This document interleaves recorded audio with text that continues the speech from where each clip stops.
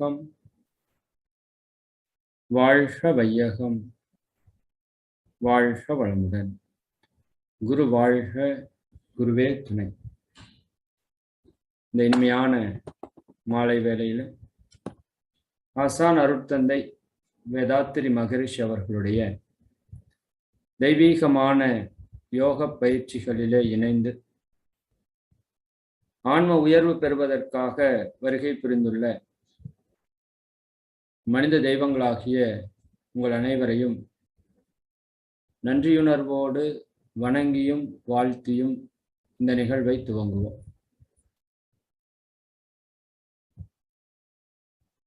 அருட்பேராற்றல் இரவும் பகலும் எல்லா நேரங்களிலும் எல்லா இடங்களிலும் எல்லா தொழில்களிலும் உறுதுணையாகவும் பாதுகாப்பாகவும் வழி நடத்துவதாகவும் அமையுமாக.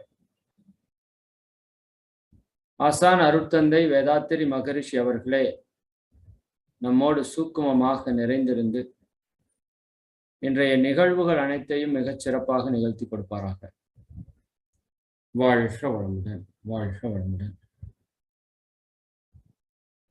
இன்றைய தினம் தெய்வீகமான நிகழ்வுகளை நிகழ்த்தி கொடுத்த இறை அன்பர்கள் அனைவருக்கும் நன்றிகளையும் வாழ்த்துக்களையும் உரித்தாக்கி இன்றைய சிந்தனையை துவங்குவோம். அன்பர்களே, வாழ்க வளமுடன், வாழ்க வளமுடன்.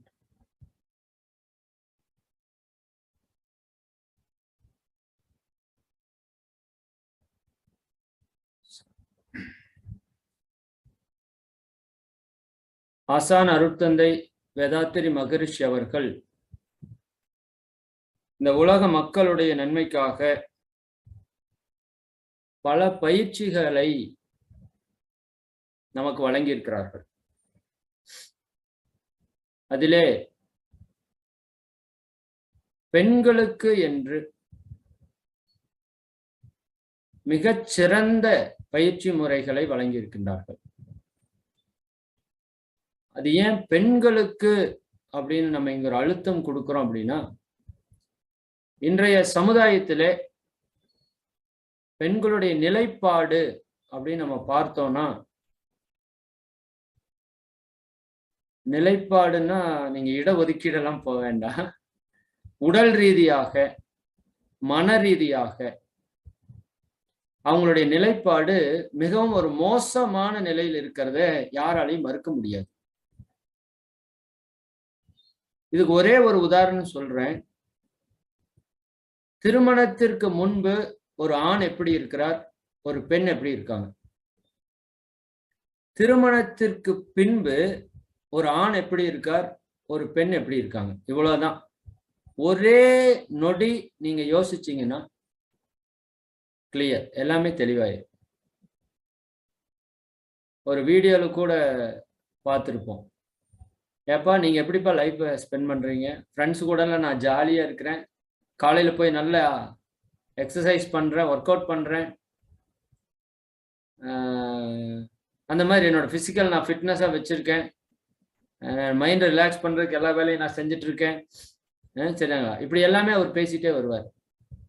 அம்மா அப்படின்னு அந்த பொண்ணு கேட்கும். நீங்க சிலர் வீடியோ பார்த்துருக்கிறதுக்கு வாய்ப்பு இருக்கு.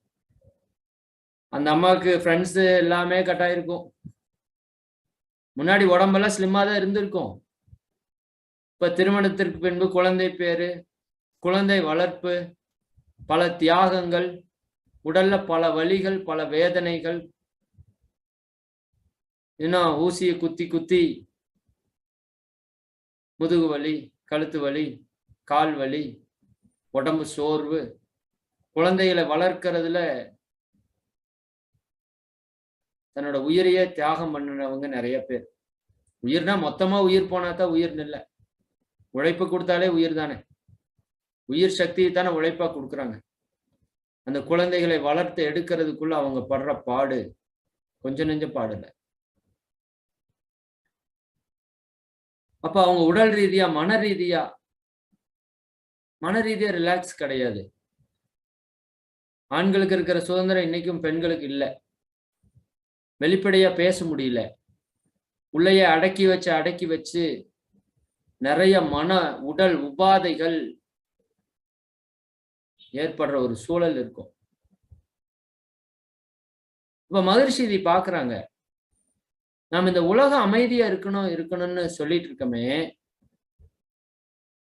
அதுல ஒரு பகுதி ரொம்ப கஷ்டப்பட்டுட்டு இருக்கிறத அவர் பாக்குறாரு. 2 பகுதியும் கஷ்டப்படுது. ஒரு பகுதி ரொம்ப எண்ட்ல கஷ்டப்படுது. அத பார்த்துட்டு அவரால் அதை பொறுக்கிறதே முடியறதில்ல. இந்த இறைவனுடைய படைப்புல உச்சகட்ட படைப்பு மனிதன். நல்லா யோசிச்சு பாருங்க. உச்சகட்ட படைப்பு மனிதன்.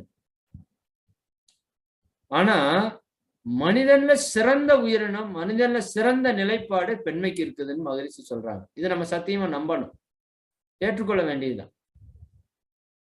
ஏன்னா இந்த சமுதாயம் உருவாக்கப்பட்டதுல யாரோட பங்கு பெரும்பங்கு இருக்கும்னா பெண்களோட பங்கு தான் பெரும்பங்கு இருக்கும்.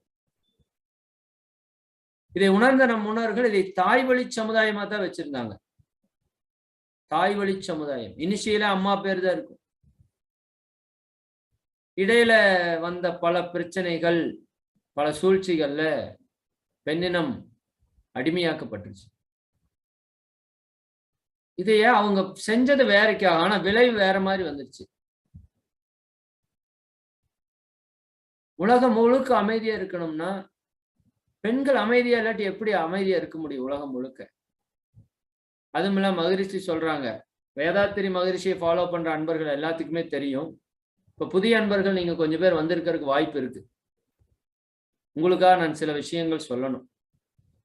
ஏன்னா இந்த பயிற்சி 3 நிமிஷம் தான். நீங்க ஒண்ணும் இதெல்லாம் பண்ண வேண்டாம். ரொம்ப சிரமமான பயிற்சியா இருக்குமோ, ரொம்ப கஷ்டமான பயிற்சியா இருக்குமோ, மகரிஷி எந்த பயிற்சியுமே கஷ்டமா வைக்கல. பயிற்சி நேரம் எவ்வளவு நேரம் சொன்னாங்க? 3 நிமிஷம் தான். நொடிமுள் 3 ரவுண்டு சுத்திட்டு வந்ததுன்னா பயிற்சி முடிஞ்சது. காலையில 3 நிமிஷம், சாயங்காலம் 3 நிமிஷம். இவ்வளவுதான் நீங்க பண்ண வேண்டிய டைம். ஆனா 6 நிமிஷத்தை நீங்க பண்ணுவீங்களா?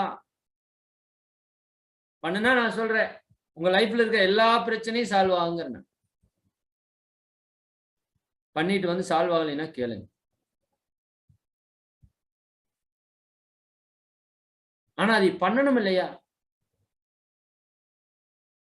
அது பண்றதுக்கு சில அடிப்படையான விஷயங்களை நீங்க ஸ்ட்ராங்கா உள்ள கிரகிச்சுக்கணும். உங்களோட இம்பார்ட்டன்ஸ் உங்களுக்கு தெரியணும். அது நமக்கு சிந்தனைக்கு வராது. மகான்களுக்கு தான் அந்த சிந்தனையே வரும். பெண்கள் எப்பேற்பட்டவர்கள்? மகரிஷி அடிக்கடி சொல்லுவாங்க, இப்பேருலகில் வாழுகின்ற மக்கள் எல்லாம் பெண்களின் அன்பளிப்பே எனில். இந்த பேருலகில் வாழ்ற மக்கள் எல்லாரும் 800 கோடி பேர் இப்ப இருக்கிறவங்க எல்லாரும், இதுக்கு முன்னாடி பிறந்து இறந்தவங்க அத்தனை பேரும், இனிமேல் பிறக்க போறவங்க அத்தனை பேரும் பெண்ணினத்தின் அன்பளிப்பே எனில் வேற என்ன பெருமை எடுத்து சொல்வதற்கு? முடிச்சிட்டார் மகரிஷி. வேற என்னத்தையா பெருமை சொல்றது அவங்க கிட்ட? பெண்ணின் பெருமைன்னு வேற என்னத்தை சொல்வது? அத்தனையுமே அவங்க கொடுத்ததுதான். இப்ப இறைவனுக்கு பெருமை என்ன சொல்வீங்க? இறைவன் தான் அத்தனையும் படைச்சான். படைப்பு தத்துவம். இறைவனே எல்லாமாகவும் மாறி, அவனை தவிர ஒண்ணுமே கிடையாது. இப்ப உயிரினங்கள்ல பெண்களை தவிர ஒண்ணுமே கிடையாது. புரியுதா உங்களுக்கு? இப்ப நான் ஆணுன்னு சொல்றோம், என்னை பெத்தது யாருங்க? பெண்ணுதான். இப்ப பெண் இல்லாட்டி நான் இல்லை. இப்ப ஆண் சமுதாயமே இல்லை பெண் இல்லைன்னா. உங்களுக்கு புரியுதா? முதல்ல ஒரு உயிரினம் தோன்றி இருக்கும் இல்லையா? மனித இனம் தோன்றி 60 லட்சம் ஆண்டுகள் என்னவோ ஆச்சுன்னு ஒரு கணக்கு வச்சிருக்கோம் இல்லையா? 60 லட்சம் ஆண்டுகள் ஆச்சு மனித இனம் தோன்றி. முதல் தோன்றியது ஆணா பெண்ணா இருக்குமான்னு கேள்வி கேட்டா, விஞ்ஞான பூர்வமாக ஆராய்ச்சி செய்து பார்த்தா அது பெண்ணாகத்தான் இருக்க முடியும். பெண்ணாக இருந்ததால் தான் மனித இனம் வந்திருக்குது. ஆணாக இருந்திருந்தா வந்து இருக்கிறதுக்கு வாய்ப்பே கிடையாது. இறை தத்துவத்துல பேசலாம், சிவம் முன்னதா சக்தி முன்னதான்னு. சிவம் தான் முன்னதுன்னு பேசலாம். ஆனா மனித இன வரலாற்றுல முதல் உயிரினம் பெண் தான். இதுல மாற்று கருத்து இருக்கிறதுக்கு வாய்ப்பு இல்லை. சிந்திச்சு பாருங்க. அப்ப முதல் உயிரினம் பெண்ணினமா இருந்தா தான் அதற்கூட மற்ற உயிர்கள் சேர்ந்து மனித இனத்தை பெருக்கி இருக்க முடியும். ஆணினமா இருந்தா பெருக்கி இருக்கிறதுக்கு வாய்ப்பு இல்லை. இப்ப முதல் உயிரினமே பெண் உயிரினம் தான். அந்த பெண் உயிரினம் இன்னைக்கு படக்கூடிய அவஸ்தை, கஷ்டங்கள் கொஞ்சம் நஞ்சம் அல்ல. நல்லா புரிஞ்சுக்கணும் நீங்க. இதுக்கு முழுக்க முழுக்க ஆண்கள் பொறுப்புன்னு நான் சொல்ல மாட்டேன். பெண்களும் உங்களுடைய பங்கு பெரும்பங்கு இருக்கிறது. பெரும்பங்கு இருக்கிறது. பாப்பா அது எந்த அளவுக்கு பட்டியல் போட முடியும்னு தெரியல. ஏன்னா 2 பயிற்சி சொல்லி கொடுக்கணும். மஸ்ட் பயிற்சி வந்து மஸ்ட். நீங்க இந்த 1 ஹவர்ல உங்களுக்கு வந்து கம்பல்சரி பயிற்சி வந்துடும். அதனால நீங்க வொரி பண்ண வேண்டாம். ஆனா இம்பார்ட்டன்ஸ் தெரியணும் உங்களுக்கு. ஏன் இந்த பயிற்சியை நம்ம செய்யணும்? உலக அமைதிக்கு இந்த பயிற்சிக்கு என்ன சம்பந்தம் இருக்கு? புரியுதா இல்லைங்களா? இப்ப மகிழ்ச்சியோட நோக்கம் என்ன? உலக மக்கள் அனைவரும் மகிழ்ச்சியா இருக்கணும், அமைதியா இருக்கணும். அதுக்கு பகுதிக்கு பகுதியா இருக்கக்கூடியது பெண்கள் தான். பகுதின்னு கூட சொல்ல முடியாது. 51% பெண்கள் தான். நீங்க எங்க வேணா சென்சஸ் எடுத்து பாருங்க, கணக்கெடுப்பு எடுத்து பாருங்க. 1000 ஆண்கள் இருந்தா 1050 பெண்கள் இருப்பாங்க. நீங்க எடுத்து பாருங்க. உலகம் முழுக்க எடுத்து பாருங்க. இந்த பொண்ணு கிடைக்கிறது இல்ல, பொண்ணு குறைஞ்சிருச்சு. நீங்க என்னதான் ஆண் பிள்ளை வேணும் வேணும்னு பெத்துக்கிட்டாலும் இயற்கைக்கு ஒரு நியூட்ரலைஸ் இருக்கு. அது பண்ணிக்கும். இயற்கைக்கு ஒரு நியூட்ரலைஸ் இருக்கு. அது பண்ணிரும். புரியுதா இல்லைங்களா? 51% பெண்கள் தான் இருப்பாங்க. அது இல்லாட்டி கஷ்டம், நம்மளால வாழ முடியாது. இயற்கை சிஸ்டம் அப்படிதான். அப்ப உலகத்துல பகுதி % இருக்கக்கூடிய பெண்கள் சந்தோஷமா இல்ல. உடல் ரீதியா நிறைய துன்பங்கள், மன ரீதியா நிறைய பிரச்சனைகள். அதுவும் குறிப்பா அந்த மென்சஸ் டைம் ஆரம்பிச்சிருச்சு அப்படின்னா, ஏஜ் அட்டெண்ட் பண்ணிட்டாங்கன்னா குழந்தைங்க, அதுக்கு முன்னாடி வரைக்கும் கூட கொஞ்சம் பரவாயில்ல. பெண்களோட வாழ்க்கைய இந்த பூப்பு நன்னீருக்கு முன்னாடி பின்னாடி நீங்க பிரிக்கலாம். அதுக்கு முன்னாடி அந்த குழந்தைகளோட சந்தோஷம் முற்காலத்துல இருந்தது. கடைசி வரைக்குமே இருந்தது. பாட்டிக்கு மென்சஸ் ப்ராப்ளம்னா தெரியாது. பாட்டிக்கு கர்ப்பப்பை பிரச்சனைனா தெரியாது. பாட்டி யூட்ரஸ் நீங்க ரிமூவ் பண்ணல. பாட்டி கர்ப்பப்பையில நீர் கட்டி வரல. பாட்டிக்கு மார்பக புற்றுநோய் வரல. மார்பகத்தை வெட்டி வெட்டி வீசல. கொஞ்சம் சிந்திங்க. பாட்டி 10,000 வருஷத்துக்கு முன்னாடி வாழல. உங்களோட பாட்டி, உங்க அம்மாவோட அம்மா. எங்க அம்மாவோட அம்மாவுக்கு அது தெரியாது. புரியுதா நான் சொல்றது உங்களுக்கு? 2 தலைமுறை ஆகல. கொஞ்சம் கஷ்டமா தான் இருக்கு. எதை நோக்கி போயிட்டு இருக்கோம்னு தெரியல. விஞ்ஞானங்கிற, வளர்ச்சிங்கிற, பொருளாதாரத்துல உயர்வுங்கிற, வல்லரசுங்கிற, உடம்ப நல்லா வச்சுக்க தெரியல. சரிங்களா? நான் அடிக்கடி சொல்லுவேன். பாட்டி 10 குழந்தைய பெத்து வீசிட்டு போனா. என்னோட நண்பரோட அம்மா கூட பிறந்தவங்க 16 பேர். என்னோட ஏஜ்ல இருக்கிற நண்பரோட அம்மா கூட பிறந்தவங்க 16 பேர். நம்புவீங்களா நீங்க? சரிங்களா?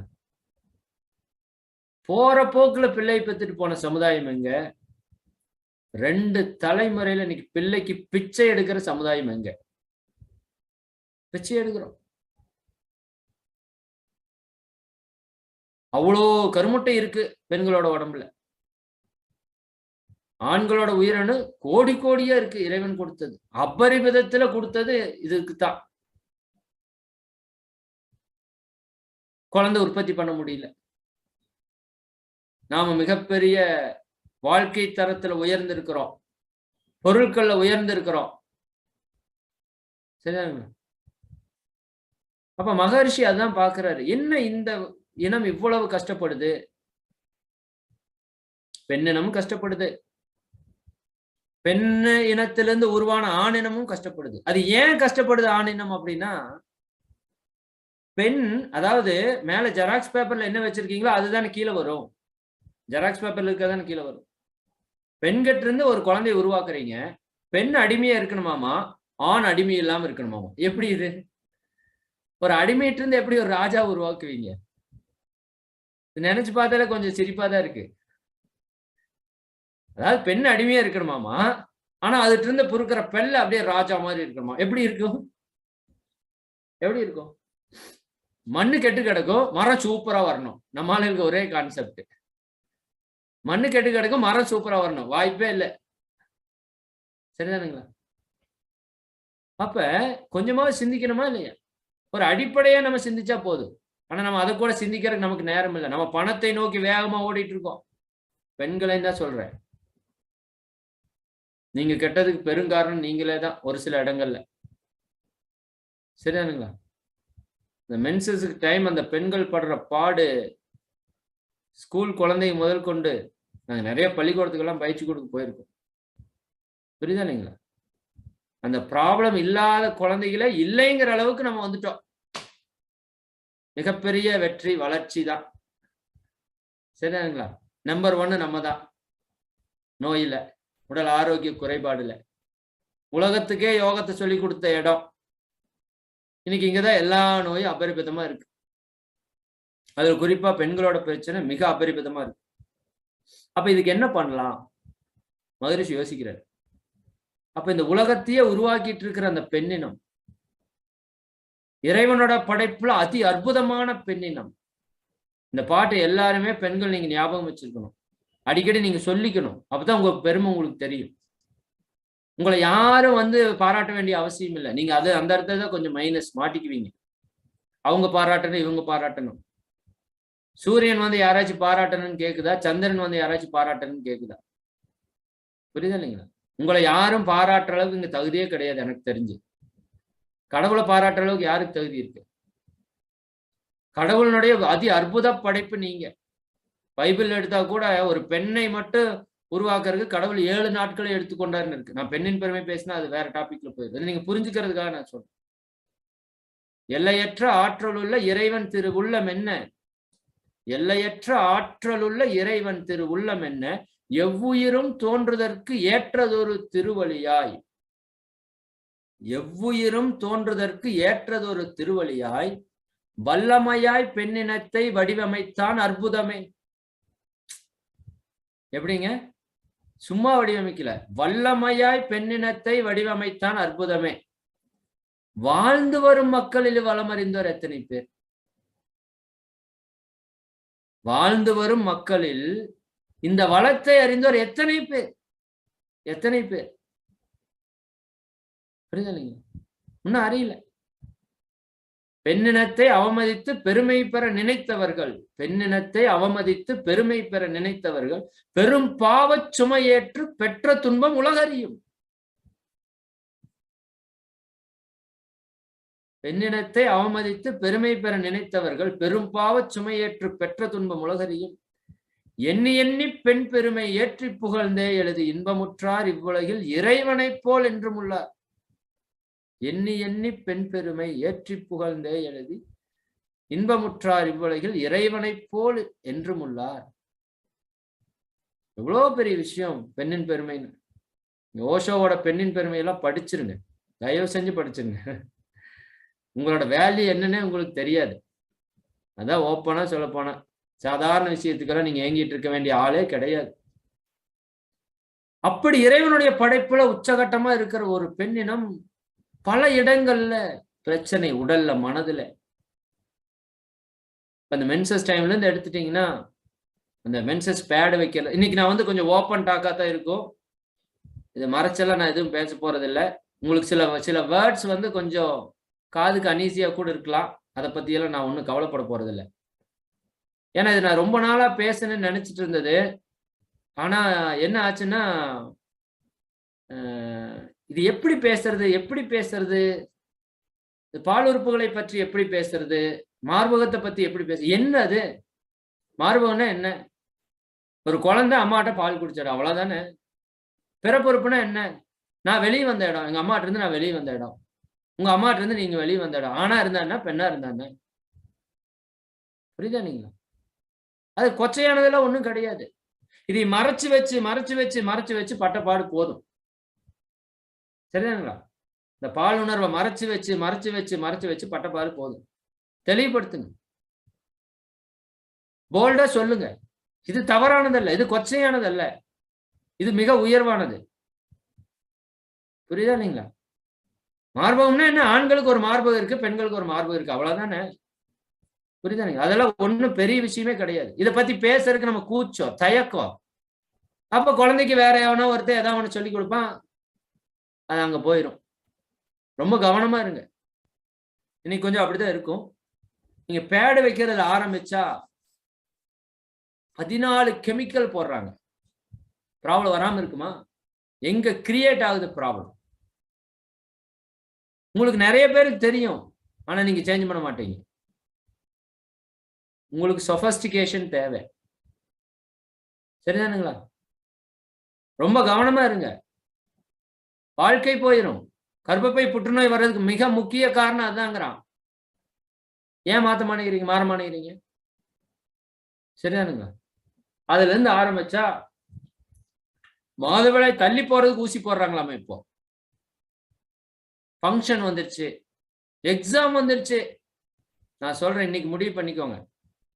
உங்க குழந்தை ஏஜ் அட்டன் பண்ணிட்டா அடுத்த 1 வருஷத்திற்கு 1 இயருக்கு சொல்றேன், 12 மாசம் அந்த பொண்ணு மென்சஸ் ஆனான்னு தெரிஞ்சா 3 நாளைக்கு ஸ்கூலுக்கு அனுப்பாதீங்க. அப்படி இருந்தா தான் உங்க குழந்தை பொழைக்கும். இல்லாட்டி பின்னாடி ஊருப்பட்ட நோய்க்கு அது ஆட்படும். அதுக்கு நீங்க தான் காரணம். அது 10வது படிச்சாலும் பரவாயில்ல. நல்லா புரிஞ்சுக்கோங்க. இந்த இடத்த தயவு செஞ்சு புரிஞ்சுக்கோங்க. இதுக்கு மேல என்னால சொல்ல முடியாது. 12 மாதம் அந்த குழந்தைக்கு சர்க்கிளை கரெக்டா பண்ணிட்டீங்கன்னா லைஃப் டைம் செட்டில்டு. 12 மாசம் வீணாக்கிட்டீங்கன்னா வாழ்நாள் முழுக்க அது கஷ்டப்படும். மெனோபாஸ் டைம் வரைக்கும் கஷ்டப்படும். அதுக்கு நீங்க தான் முழு பொறுப்பு. அந்த அத்தனை பாவம் உங்களை தான் வந்து சேரும். இது கொஞ்சம் பயமுறுத்தல், வேற வழி தெரியாது. பண்றதெல்லாம் நீங்க தான். புரியுதா? நீங்க வாழ்றதுக்கு தான் படிப்பு தேவை, சாகருக்கு படிப்பு தேவையில்லை. அப்படி அந்த படிப்பு படிச்சு உங்களுக்கு ஒன்றும் வரப்போறதும் கிடையாது. அந்த 3 நாள்ல என்ன நடக்குது? பெண்களோட உடம்பு, எல்லாரோட உடம்பும் அம்மா வயிற்றிலிருந்து பிறக்குது. பிறந்த உடனே உடலை கட்டுது இந்த உயிர் சக்தி. ஃபர்ஸ்ட் 3 வருஷம் மூளை கட்டும். 3 வருஷம் முழுக்க மூளை கட்டி முடிக்கும். மூளை கட்டி முடிச்சதுக்கு அப்புறம் 10 வருஷம் எடுத்துக்கும் இந்த உடம்ப கட்டுறதுக்கு. 10 இயர்ஸ் கடுமையா வேலை செஞ்சு இந்த உடம்ப கட்டும். அப்ப நல்ல உணவா கொடுக்கணும். புரியுதானீங்களா? அப்ப உடலை கட்டி முடிச்சதுக்கு அப்புறம் இந்த உபரியா இருக்கிற வித்து சக்தி தலையிலிருந்து அப்படியே முதுகுத்தண்டு வழியே கீழே வந்து இறங்கும். அது ஃபர்ஸ்ட் டைம் அந்த வித்து இறங்கி வர்றதான் அது வித்து போய் நிரம்பி வெளியேறத பசங்க மெச்சூர் ஆயிட்டாங்கன்னு சொல்லுவோம், பெண்கள் ஏஜ் அட்டன் பண்ணிட்டாங்கன்னு சொல்றோம். இதை பத்தியெல்லாம் உங்களுக்கு தெரியும். ஃபர்ஸ்ட் டைம் அந்த சக்தி கீழே வந்து அந்த கருமுட்டை உடஞ்சி வெளியே வர்றது தான் நம்ம என்ன சொல்றோம், மென்சஸ் அப்படின்னு சொல்றோம். இங்க என்ன நடக்குது அப்படின்னா, இந்த பெண்களுடைய உடல் ஒரு தெய்வீகமான உடல். ஏன்னா இன்னொரு உயிரை நீங்க ஜனிக்கணும், இன்னொரு உயிரை நீங்க வெளியே கொண்டு வரணும்.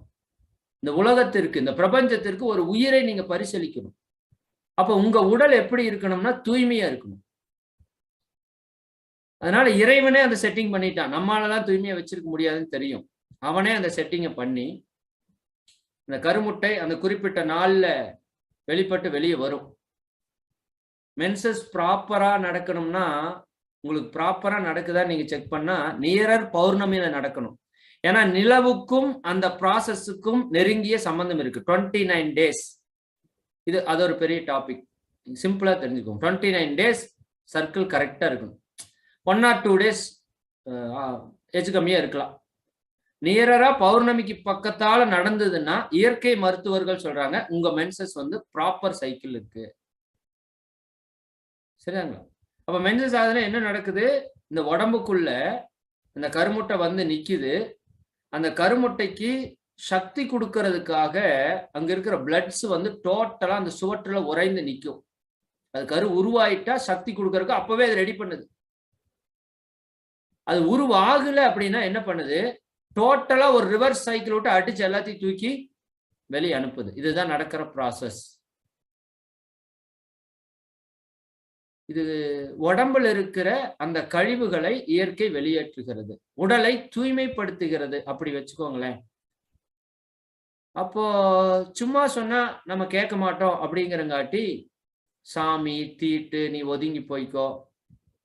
அப்ப என்ன நடக்குன்னு உங்களுக்கு தெரியும். எனர்ஜி உங்களுக்கு ஆட்டோமேட்டிக்காவே டவுன் ஆயிரும். மென்சஸ் டைம்ல ஆட்டோமேட்டிக்காவே எனர்ஜி டவுன் ஆகும். ஆனா வேற எந்த உயிரினத்துக்கு அப்படி டவுன் ஆகிறது இல்லை. நீங்க நல்லா கவனமா இருக்கணும். எங்க வீட்டுல 2 நாளைக்கு முன்னாடி ஒரு மாடு குட்டி போட்டுச்சு, கண்ணு போட்டுச்சு.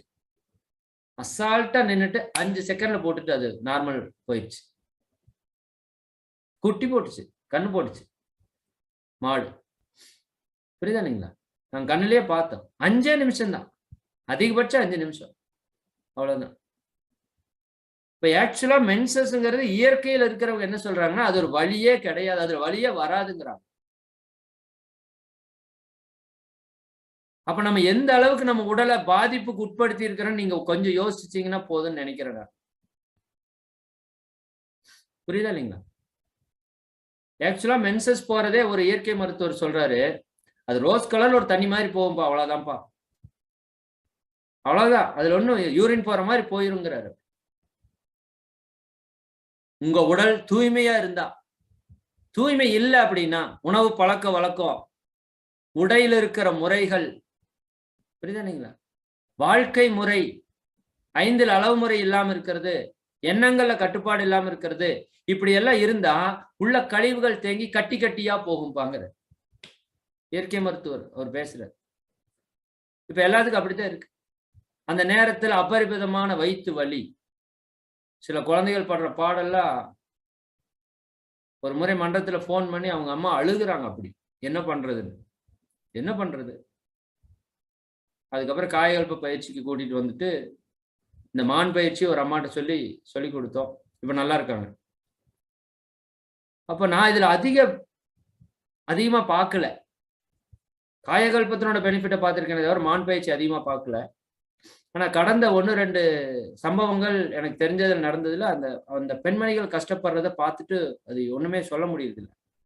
இந்த உலகம் முழுக்க இந்த கஷ்ட அனுபவத்தில் இருக்குன்னா மகிழ்ச்சி என்ன பண்ணியிருக்காங்க, இந்த பயிற்சியை வடிவமைச்சிருக்காங்க.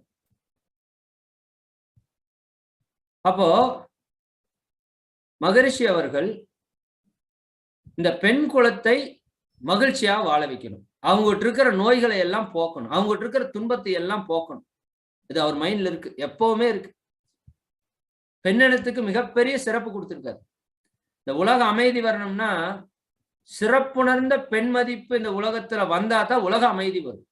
மகிழ்ச்சி எழுதி வச்சுட்டு போயிட்டார். உலக அமைதி வரணும்னா 14 கோட்பாடு நடக்கணும். 14 கோட்பாடு. அதுல முக்கியமான கோட்பாடு சிறப்புணர்ந்த பெண் மதிப்பு. பெண்களினுடைய சிறப்பை இந்த சமுதாயம் உணரலைன்னா இந்த உலகம் எக்காலத்திலேயே அமைதியா இருக்காது, அமைதியாவே இருக்காது, வாய்ப்பே கிடையாது. அப்ப அதுக்காக பெண் குலத்துக்கு நிறைய பயிற்சிகளை மகிழ்ச்சி கொடுக்குறாங்க. உடற்பயிற்சி, தியான முறைகள் முதல்ல பெண்களுக்கு கொடுத்தது மகிழ்ச்சி தான். எல்லாருக்கும் பொதுவுடைய ஆக்குனது மகிழ்ச்சி தான். புரியுதா நீங்க? அகத்தாய்வு பயிற்சிகள், குடும்ப அமைதிக்கான பயிற்சிகள் எல்லாத்தையும் டோட்டலா ஓபன் பண்ணிட்டார். ஏப்பா ஆணுக்கே எல்லாத்தையும் கொடுக்குறீங்கன்னா ஆணை உற்பத்தி பண்ற ஒரு உயிருக்கு எவ்வளவு கொடுக்கணும்? அதிகமா கொடுக்கணும், சிறப்பா கொடுக்கணும். 2வது சொல்ற ஆமை பயிற்சி அதே மாதிரிதான். ஆமை பயிற்சியும் மேக்சிமம் யாருக்கு தான்? பெண்களுக்கு தான். தைராய்டு பிரச்சனை மேக்சிமம் உங்களுக்கு தாமா. ஆண்களுக்கெல்லாம் ஒன்றும் பெரிய தைராய்டு பிரச்சனை வரதா தெரியல. உங்களோட ஹார்மோனல் இன்பேலன்ஸ்ல தான் இவ்வளவு பிரச்சனைகள் ஏற்படுது. அப்ப மகரிஷி அவங்க உலக நாடுகள் எல்லாம் சுத்துவாங்க. இந்த பயிற்சியை கொண்டு போய் இது உலக சமுதாய சேவா சங்கம். இது இந்திய சமுதாய சேவா சங்கமா, தமிழ்நாடு சமுதாய சேவா சங்கமா இல்லை, இது உலக சமுதாய சேவா சங்கம். அப்ப இந்த பயிற்சிகளை உலக மக்கள் அனைவருக்கும் பொதுவா கொடுக்கணும். இந்த மாதிரி எனக்கு உலகத்திலேயே எந்த பயிற்சி இருக்குன்னு எனக்கு இதுவரைக்கும் சத்தியமா தெரியல. யோகா ஆசனங்கள் கூட அமெரிக்காவோட கிளைமேட்டுக்கு செய்யறது வேற, இந்தியாவோட கிளைமேட்டுக்கு செய்யறது வேற, துபாயினோட கிளைமேட்டுக்கு செய்யறது வேற, அப்படிதான் இருக்கு. நீங்க மாத்தி செஞ்சீங்கன்னா கன்ஃபியூஸ் ஆயிடுவீங்க, உடம்பு தாறுமாறா போயிடும். ஆனா நம்ம பயிற்சி அப்படி இல்லை, எல்லாத்துக்கும் செய்யலாம். அப்ப உலகம் முழுக்க அவர் 22 முறை சுற்றுறாரு. 22 முறை சுத்துறாரு. அந்த வயதான காலத்துல 22 முறை உலகம் முழுக்க சுத்துறாரு. எதுக்குங்க? போய் சுற்றி பார்க்கறக்கா? மகரிஷி இருக்கிற ஒரு மிகப்பெரிய குணம் என்னன்னா, எந்த நாட்டுக்கு போனாலும் அந்த நாட்டினுடைய பண்பாடு என்ன, அந்த நாட்டினுடைய கலாச்சாரம் என்ன, அங்க இருக்கிற யோக பயிற்சிகள். ஏன்னா மகரிஷி என்ன சொல்றாரு, ஒவ்வொரு நாட்டிலுமே ஞானிகள் இருந்திருக்கிறார்கள். அந்த மக்களுடைய வாழ்க்கையை பண்படுத்துவதற்காக மிகப்பெரிய மகான்கள், நாம சொல்லிட்டு இருக்கிற இந்தியாவில தான் மகான், எல்லா இடத்துலயும் இருந்திருக்கிறாங்க. மனிதன் இருந்து அங்க ஒரு மகான் இருந்திருப்பான், நிச்சயமா இருப்பாங்க. வாழ்வியல் வழிகாட்டி அறிவியல் சிந்தனை இருந்த மனிதர்கள் இருந்திருக்காங்க. அப்ப எந்த நாட்டுக்கு போனாலும் அந்த நாட்டில் இருக்கிற பயிற்சி முறைகளை அவங்க எடுப்பாங்க. நம்மளோட பயிற்சி முறைகள்ல நிறைய பிற நாடுகள்ல இருந்து கலெக்ட் பண்ணதும் இருக்கு. அதை மகரிஷி எடுத்து ரிசர்ச் பண்ணி அவர் உடம்புக்குள்ள செஞ்சு பார்த்து, மற்றவங்களுக்கு கொடுத்து செஞ்சு பார்த்து, இன்னும் கொஞ்சம் ஃபைன் டியூன் எல்லாம் பண்ணி ரொம்ப எளிமையா நம்மகிட்ட கொடுத்துருக்காங்க. இதுதான் மகரிஷியோட வேலை. புரியுதுங்களா? அப்ப அதே மாதிரி ஜப்பானுக்கு போறார் ஒரு முறை 1994 1994 ஜப்பானுக்கு போறார். ஜப்பான் எப்பேற்பட்ட இடம் உங்களுக்கு தெரியும். 1945 46 ஒரு 2 குண்டு போட்டான். சரி, ஆகஸ்ட் 6 8 நினைக்கிறேன். டம்முன்னு 2 குண்டு போட்டான். ஹிரோஷிமா நாகசாகி காலி. இந்த இடம் காலி, பொருளாதார பிரச்சனை இல்லை. அந்த இடத்துல புல்லு பூண்டு கூட முளைக்காது. அப்படியே உயிர்கள் தோன்றினாலும் மரபணுக்குள்ள சேஞ்சஸ் ஆகி அகோரமாகத்தான் குழந்தைக்கு தோன்றும்.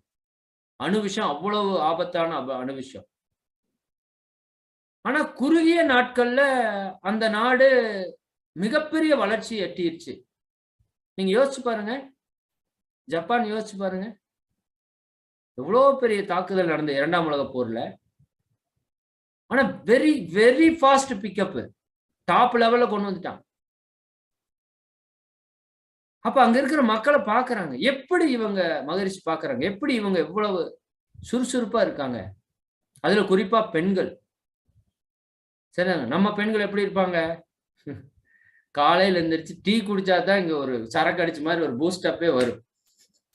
சீரியஸா சொல்றேன், புரியுதா? நீங்களா அதெல்லாம் போன தலைமுறையோட போச்சு. இந்த தலைமுறையெல்லாம் ரொம்ப கஷ்டம். நீ வரக்கூடிய தலைமுறை என்ன ஆகுன்னு எனக்கே தெரியுமா? நீ புரியுதா? நீங்களா பெண்கள் ரொம்ப கவனமா இருக்கணும். இந்த சமுதாயத்துக்கு நீங்க ஏதாவது நல்லது செய்யணும்னா நீங்க நல்லா இருந்தாலே இதுக்கு சமுதாயத்துக்கு நல்லதுதான். நீங்க ஒண்ணுமே பண்ண வேண்டாம். புரியுதா? நீங்க நல்லா இருந்தாலே போதும். அதுவே மிகப்பெரிய சேவை, அதுவே மிகப்பெரிய இறை வழிபாடு. காலையில எந்திரிச்சாலே டயர்டு, ஒரு டீயை குடிச்சா தான் ஒரு 2 மணி நேரம் வேலை செய்ய முடியுது. அப்புறம் சாப்பாடு செஞ்சு வச்சுட்டு அப்புறம் கொஞ்சம் சோர்வு, அப்படியே படுத்துக்கிறோம். மத்தியானத்துக்கு மேல டோட்டல் டயர்டு. சரிங்களா? உடம்பு எவ்வளவு எனர்ஜெட்டிக்கா வச்சிருக்கோன்னு யோசிச்சு பாருங்க. இதுல தொப்பை வேற, 10 கிலோ 15 கிலோ அது வேற. கர்ப்பமா இருக்கிறப்ப தான் 10 கிலோ தூக்கிட்டு இருக்கீங்கன்னா எனி டைம் 10 கிலோ தூக்கிட்டே இருந்தா எப்படி? கஷ்டம் இல்லையா? யோசிச்சு பாருங்க. விளையாட்டா எடுத்துக்கன்னா யோசிச்சு பாருங்க. அப்ப அங்க பார்த்தா பெண்கள், அவங்க பெண்களே பாருங்க, ஸ்லிம்மா, அந்த உடம்புனோட ஸ்ட்ரக்சரே குச்சி, ஒல்லி குச்சி மாதிரி தான் இருப்பாங்க. ஒர்க் அவ்வளோ ஃபாஸ்ட், நம்ம பாட்டி மாதிரி. இப்ப எனக்கு தெரிஞ்ச சில பாட்டிகளா இருக்காங்க, சான்ஸே கிடையாது. எங்க ஆத்தா கூட நீங்க உட்கார்ந்து முறுக்கு புழிஞ்சீங்கன்னா நீங்க தோத்து போயிருவீங்க. 20 வயசு பிள்ளையா இருந்தாலும் நான் சொல்றேன், நான் வாய்ப்பே இல்லை. ஆம்பளையாலே முடியாது. 80 வயசு முறுக்கு புழிஞ்சா நீங்க 3 கிலோ மாவு 4 கிலோ மாவு வச்சிருந்தா உட்கார்ந்து ஃபுல்லா புழிஞ்சிட்டு வெளியே வந்துட்டு தான் வெளியே எந்திரிச்சே வரும் அங்க இருந்து. நம்ம முன்னோர்கள் இருந்திருக்காங்க, இல்லைன்னால சொல்ல முடியாது. நம்ம அவ்வளவு கெடுத்து வச்சிருக்கோம். அங்க பெண்கள் காலையில் என்ன சுறுசுறுப்பு இருக்காங்க அதே சுறுசுறுப்புல சாயங்காலம் வரைக்கும் பம்பரமா சுத்திட்டு இருக்காங்க. பாக்குறாரு மகரிஷி, விசாரிக்கிறார், அங்க இருக்கிற பயிற்சி முறைகள் எல்லாம் பாக்குறாரு. அங்க அந்த மக்கள் பண்ணிட்டு இருந்த ஒரு பயிற்சி மான் பயிற்சி. சரிங்களா? வேகம்னா என்ன சொல்லுவோம்? சும்மா துள்ளிட்டு ஓடுதுன்னு சொல்றோமா இல்லையா? இந்த மானை பார்த்திருக்கீங்களா? எப்பவுமே எப்படி இருக்குன்னு, இப்ப எனர்ஜெட்டிக்கா இருக்கும். சரிங்களா? அது ஓடுறதப்பவே பாருங்க, அதனோட ஓட்டம் அவ்வளவு ஃபோர்ஸா இருக்கும். அதனோட சிந்தனை விவேகம் அப்பரிமிதமா இருக்கும். தூங்குற மாதிரி இருக்கும், ஆனா தூங்காது. ஒரு சின்ன சவுண்ட் கேட்டாலும் கிளிக் ஆயிரும். அந்த ஸ்பீடு பாருங்க, pickup speed, awareness, pickup speed சான்ஸே கிடையாது. அவ்வளவு ஃபோர்ஸா இருக்கு. அப்ப இந்த ஜப்பானீஸ் செய்யக்கூடிய பயிற்சிகள் இந்த மானினுடைய அடிப்படையிலிருந்து எடுத்து அவங்க அந்த பயிற்சியை கண்டுபிடிச்சிருக்காங்க. எப்படி காயகல்ப அஸ்வினிங்கிற குதிரையினுடைய அடிப்படையிலிருந்து மகிழ்ச்சி எடுத்து கண்டுபிடிச்சாங்களோ, அப்படி ஒவ்வொரு உயிர்களுக்கும் ஒவ்வொரு சிறப்பு இருக்கு. மான் ரொம்ப ரொம்ப மைண்ட் வந்து ரொம்ப ஷார்பன்ட் விலங்குல மானுக்கு மிகப்பெரிய முக்கியமான பங்கு இருக்கு. இது சைனா, ஜப்பான், இந்த மாதிரி எல்லா நாடுகள்லையுமே இந்த மானை பற்றியும் ஆமையை பற்றியும் ஆராய்ச்சி பண்ணியிருக்காங்க. ஆமை பற்றி ஆராய்ச்சி, நீங்க நிறைய கோவில்கள்லாம் பாத்தீங்கன்னா இந்த ஆமையோட இது வச்சிருப்பாங்க. புலநடக்கத்துக்கு ஒண்ணு ஆமை, இன்னொன்னு ஆமைகிட்டே நிறைய விஷயம் இருக்கு. 300 வருஷம் வாழும். 300 வருஷம் வாழும். புரியுதா இல்லைங்களா? நம்மளை விட ட்ரிபிள் மடங்கு வாழாது. ட்ரிபிள் மடங்குல 6 மடங்கு வாழும். இப்பதான் 60 வயசுல செத்து போயிருமே. 5 மடங்கு 6 மடங்கு வாழும். அப்ப அதுகிட்ட இருக்கிற சீக்கிரட் எல்லாம் எடுத்துதான் பிராணாயாம டெக்னிக்ஸை நிறைய கண்டுபிடிச்சாங்க. இன்னைக்கு நம்ம பண்ணக்கூடிய தைராய்டு பிராக்டிஸ் ஆமை பயிற்சியும் ஆமைட்டு இருக்கிறதா. சரிங்களா? சரி, மான் பயிற்சி முடிச்சிடும். அப்ப அந்த மான் கிட்ட இருந்து எடுத்த ஒரு பயிற்சிய அந்த ஜப்பானீஸ் வந்து ரெகுலரா பண்ணிட்டே வந்திருக்காங்க. மகரிஷி அதைய அங்கிருந்து கற்றுக்கொண்டு வந்து இங்க வந்து தங்களுடைய மனைவிக்கு அதை கற்றுக் கொடுத்து இன்னும் பிற பெண்களுக்கு அவங்க மூலியமா பெண்கள் மூலமா பெண்களுக்கு நிறைய கற்றுக் கொடுத்து இதைய ஃபர்ஸ்ட் செக் பண்ணி பார்த்திருக்காங்க. எடுத்தோடனே பயிற்சிகளை சங்கத்துல கொடுக்கல. சங்கத்துல ஒரு நான் வந்தப்போவெல்லாம் மான் பயிற்சி நிறைய பேசுவாங்க. இப்போவெல்லாம் அது பேசுறதே எனக்கு தெரியல. மான் பயிற்சிங்கிற வார்த்தையே கேள்விப்படுறது ரொம்ப ரேர். பழைய பேராசிரியர் இருந்தா மட்டும்தான்.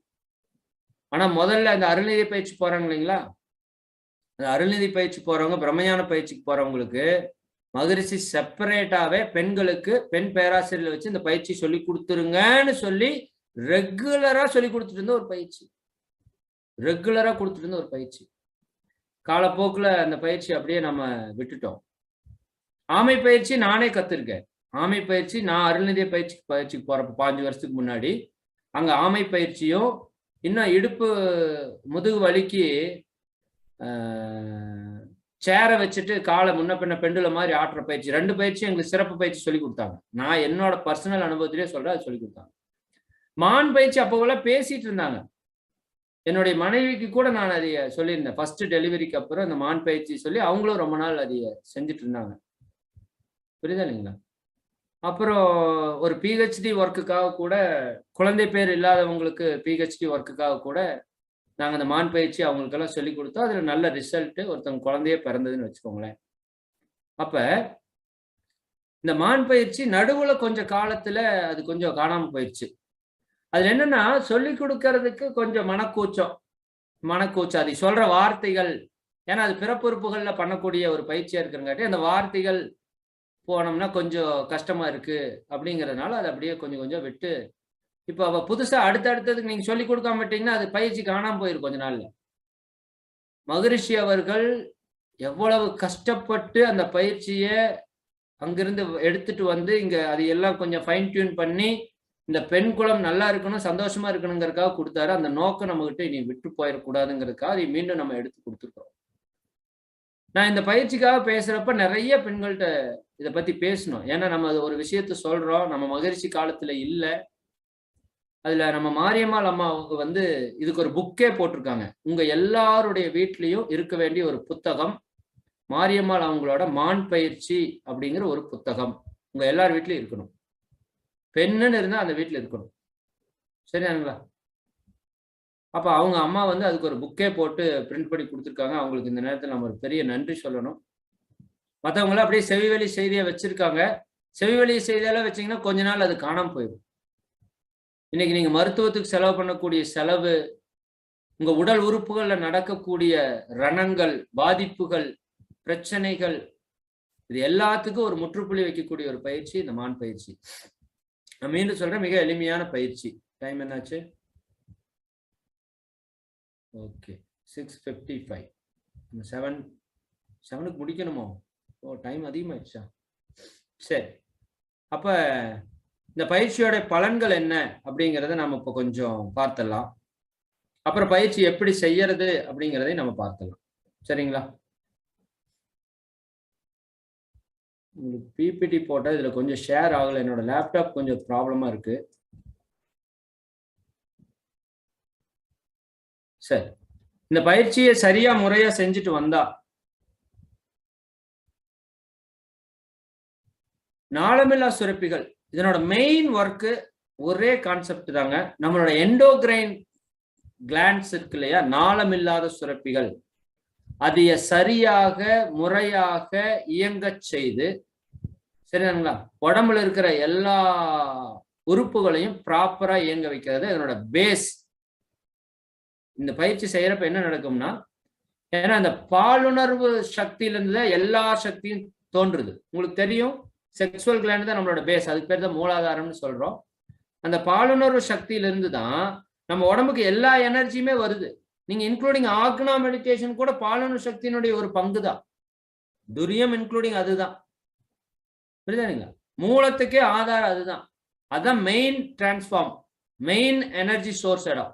மேல இருக்கிறதெல்லாம் டிரான்ஸ்ஃபார்ம் தான். நீங்க 9 மைதாவத்துல படிச்சுக்கலாம்.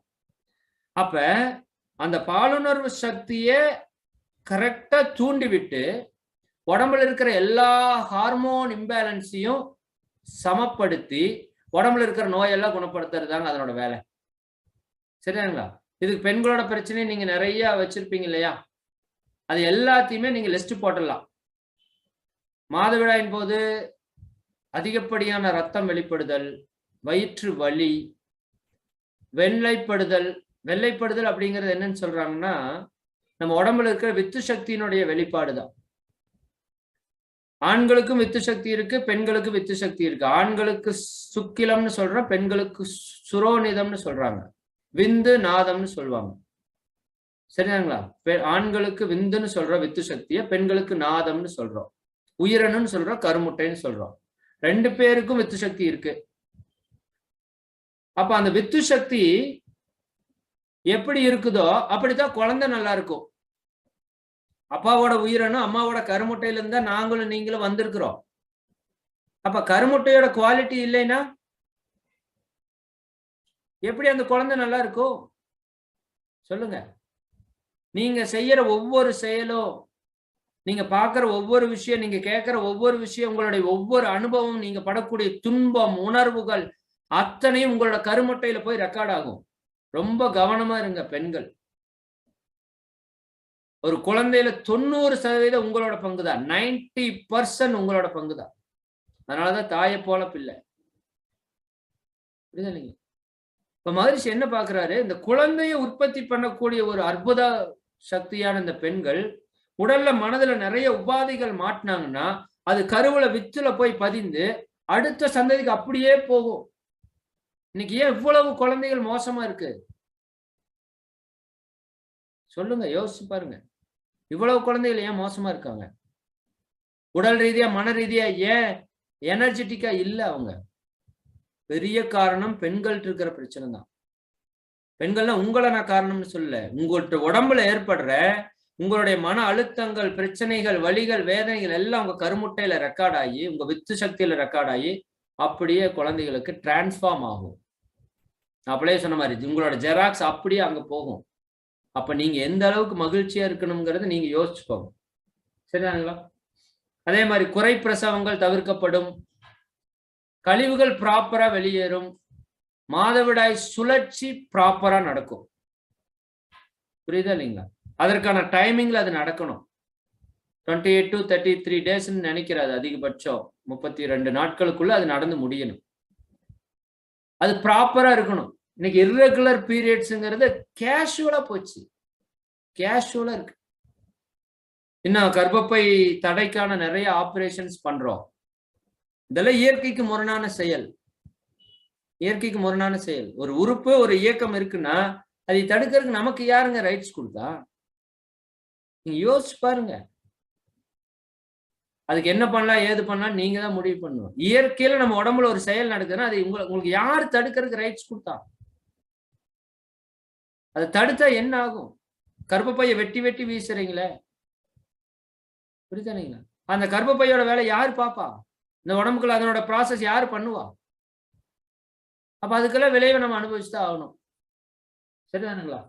இப்ப மார்பகங்களே வெட்டி வெட்டி வீசுறாங்களே, பிரஸ்ட் கேன்சர் பிரஸ்ட் கேன்சர்னு, புரியுதா இல்லைங்களா? சரி, அப்படி இருக்கிறவங்க கூட இந்த பயிற்சியை பண்ணலாம். சரிதாங்களா? பயிற்சி அதனால ஒன்றும் இவங்கெல்லாம் பண்ணக்கூடாது அப்படின்னால இல்லை, சில சூழல்ல பண்ணக்கூடாது, அதை மட்டும் நம்ம பார்க்கலாம். சரிதாங்களா? குறை பிரசவம் தவிர்க்கப்படும், இயற்கை பிரசவம் ஏற்படும். காரணம் எதுவும் இல்லாமல் பிள்ளை பேர் இல்லாதவங்களுக்கு நிச்சயமா குழந்தை பேர் உருவாகும். நிறைய டாக்டர்ஸ்க்கு போவோம், காரணமே தெரியாம இருக்கும். புரியுதா இல்லைங்களா? காரணமே தெரியாம இருக்கும். ஆனா எல்லாமே கரெக்டா இருக்கும்பாங்க, குழந்தை பேர் உருவாகாது. இந்த பயிற்சி கரெக்டா பண்ணாங்கன்னா நிச்சயமா அவங்களுக்கு மிக சீக்கிரமா குழந்தை பேர் உருவாகும். ஞான குழந்தைகளை பெற முடியும். சரிதானுங்களா? இதுல ரொம்ப முக்கியமான விஷயம் என்னன்னா, எந்த பயிற்சி யோகா பண்ணாலும் உடம்பு மனசு இணைஞ்சு பண்ணணும். நீங்க உடம்பு மனசு இணையறப்பதான் உடலுக்குள்ள ஒரு சக்தி ஓட்டத்தை நீங்க உணர முடியும். அதுக்கு பேரு தான் யோகம்னு பேரு. அப்ப இந்த பிராக்டிஸ் பண்றப்ப என்ன நடக்கும்னா, நம்ம உடம்புக்குள்ள அந்த மின் சக்தி அபரிமிதமா ஓடுறத எனக்கு 2-3 பெண்களே சொன்னாங்க. உங்க உடம்பு நீங்க அழகா இருக்கணும், பொழிவா இருக்கணும், உடம்பு அப்படியே தேஜஸா இருக்கணும். புரியுதா இல்லைங்களா? அதெல்லாம் பாக்குறோம். ஒரு ஐயா சொல்றாரு என்கிட்ட, ஏன்பா இந்த பெண்ணுக்கு நான் இந்த பான் பயிற்சி கொடுத்ததுக்கு முன்னாடி அவங்களோட ஃபேஸ பாருங்க, கொடுத்ததுக்கு அப்புறம் அவங்களோட ஃபேஸ பாருங்கன்னு காமிக்கிறாரு. உண்மையாலுமே ஒரு 1 லட்சம் ரூபாய் மேக்கப் போட்ட மாதிரி இருக்கு. இந்த இதெல்லாம் போட்டுருவோம், மேக்கப் போடாம போட்டதுன்னு காமிக்கிறோம். அப்படி இருக்கு. நேச்சரா அவங்களோட ஃபேஸ் அவ்வளோ குளோரியஸா. இன்னும் ஏஜிங், ஆன்டி ஏஜிங் ப்ராசஸ் நடக்குது இதுல. அந்த அம்மா, நான் அந்த போட்டோ பார்த்துட்டு தான் நான் யோசிச்சேன், என்னடா இந்த அம்மா பார்த்தா 35 வயசு மாதிரி இருக்கு, இதை பார்த்தா 25 வயசு மாதிரி இருக்கு. எனக்கே ஆச்சரியமா போச்சு. என்னங்க இவ்வளவு சேஞ்சா? ஆமாப்பா, இது இவ்வளவு பெரிய ப்ராசஸ் நடக்குது. அப்புறம் எங்க இவ்வளவு நாள் சொல்லல? அதுக்கு ஒரு காலம் இருக்கு. அது காலம் வந்தா எல்லாமே வெளியே வரும். சரிதானுங்களா? அது போல ரொம்ப ஒரு அற்புதமான பயிற்சி. சரி, இதை பத்தி நம்ம நீ அடுத்தடுத்த வகுப்புகள்ல வேற ஏதாவது கொஞ்சம் நிறைய பேசுவோம். இப்ப நாம செய்முறைக்கு போயிடலாம். நான் செய்முறை எப்படின்னு நான் சொல்லிடுறேன்.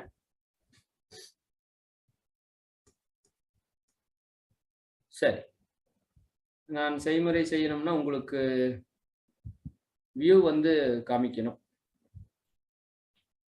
ஒரே நிமிஷம் இருங்க.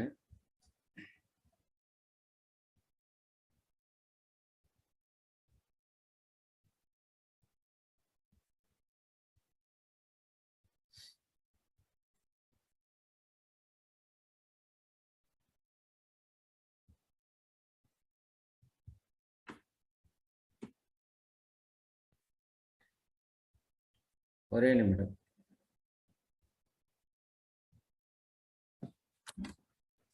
லேப்டாப் கொஞ்சம் திருப்பி வைக்கணும். ஏன்னா நான் உட்கார்ந்து இருக்கிற பொசிஷன் உங்களுக்கு முழுசா தெரியாதுன்னு நினைக்கிறேன் நான்.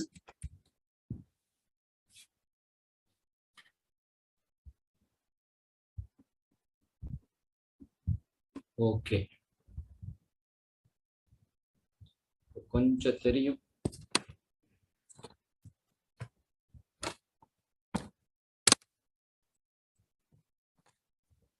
நண்பர்களே, ஒரே நிமிடம், மன்னிக்கணும்.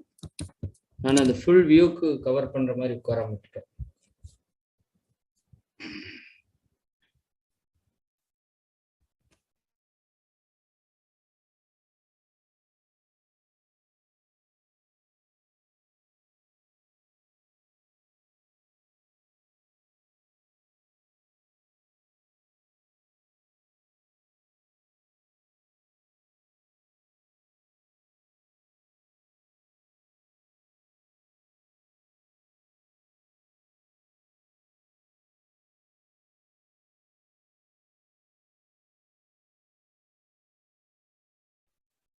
ஓகே, இப்ப என்னோட வியூ உங்களுக்கு தெரியுதா? சரி, என்னோட வியூ ஓரளவுக்கு தெரியும் நினைக்கிறேன் நானு. சரி, இதுல என்ன பண்ணணும் அப்படின்னா, நான் இது முடிஞ்சதுன்னா நான் இந்த போஸ்டரை நம்மளோட வாட்ஸ்அப் குரூப்ல ஷேர் பண்ணிடுறேன். எல்லா வாட்ஸ்அப் குரூப் இருக்கு இல்லைங்களா, நம்மளோட எல்லா வாட்ஸ்அப் குரூப்லயும் ஷேர் பண்ணிடுறேன். இதை பத்தின டீட்டெயில் எல்லாமே அதுல வரும். நீங்க யாராவது வாட்ஸ்அப் குரூப்ல இல்லாம இருந்தீங்கன்னா நீங்க தயவு செய்து என்ன பண்ணுங்க, இப்போ உங்க சேட்ல ஒரு லிங்க் போட்டிருப்பாங்க. அந்த லிங்கை பயன்படுத்தி நீங்க தயவு செய்து அந்த குரூப்ல ஆட் ஆயிக்கோங்க. ஏன்னா அது கிட்டத்தட்ட ஒரு 6-7 பேஜ் இருக்கு. ஸ்டெப் பை ஸ்டெப்பா அதை வந்து சொல்லியிருக்காங்க. நம்ம அதை வந்து நீங்க முறையா கரெக்டா தெரிஞ்சுக்கணும்னா நான் இப்போதைக்கு சொல்லிடுறேன். இருந்தாலும் நீங்க அதை என்ன பண்ணிக்கலாம்,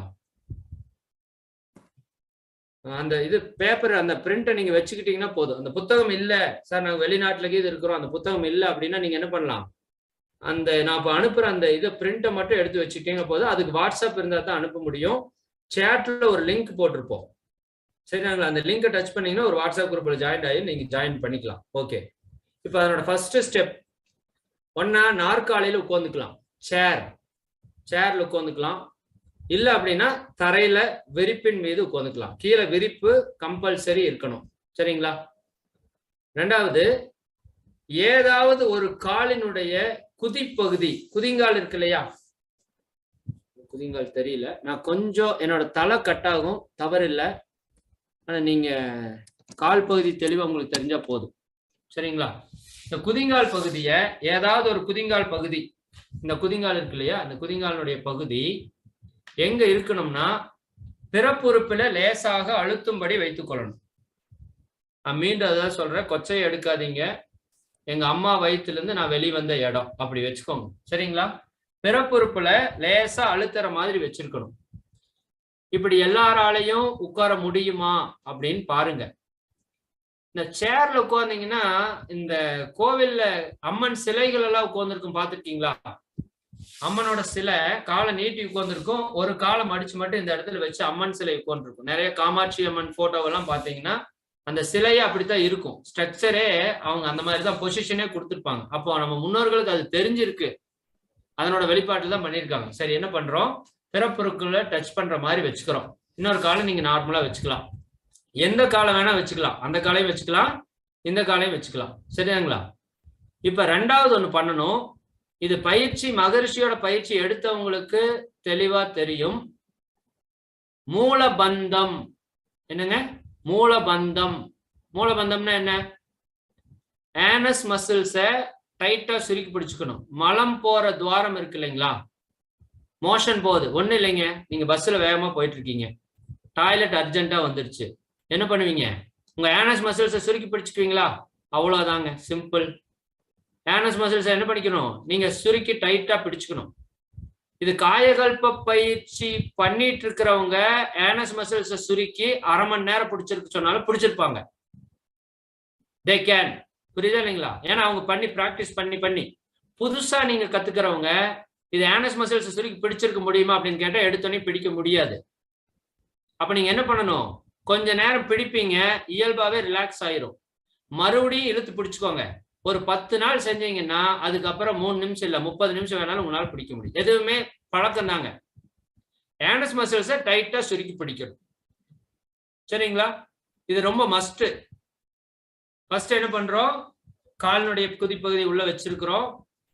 ரெண்டாவது ஆனஸ் மசில்ஸை டைட்டா சுருக்கி பிடிச்சிருக்கிறோம். மூன்றாவது 2 உள்ளங்கையும் லேசாக தேய்ச்சு உஷ்ணமாக்கணும்.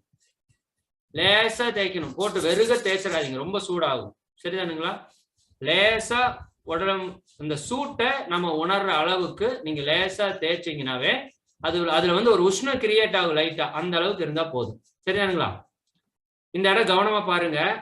வலது கையை உள்ளங்கைய வலது மார்பகத்துல வைக்கிறேன், இடது கை உள்ளங்கைய இடது மார்பகத்துல வைக்கிறேன். உள்புறம் இருந்து வெளிப்புறமாக, இதுதான் உள்புறம், இதுதான் உள்ள, இதுதான் வெளியே.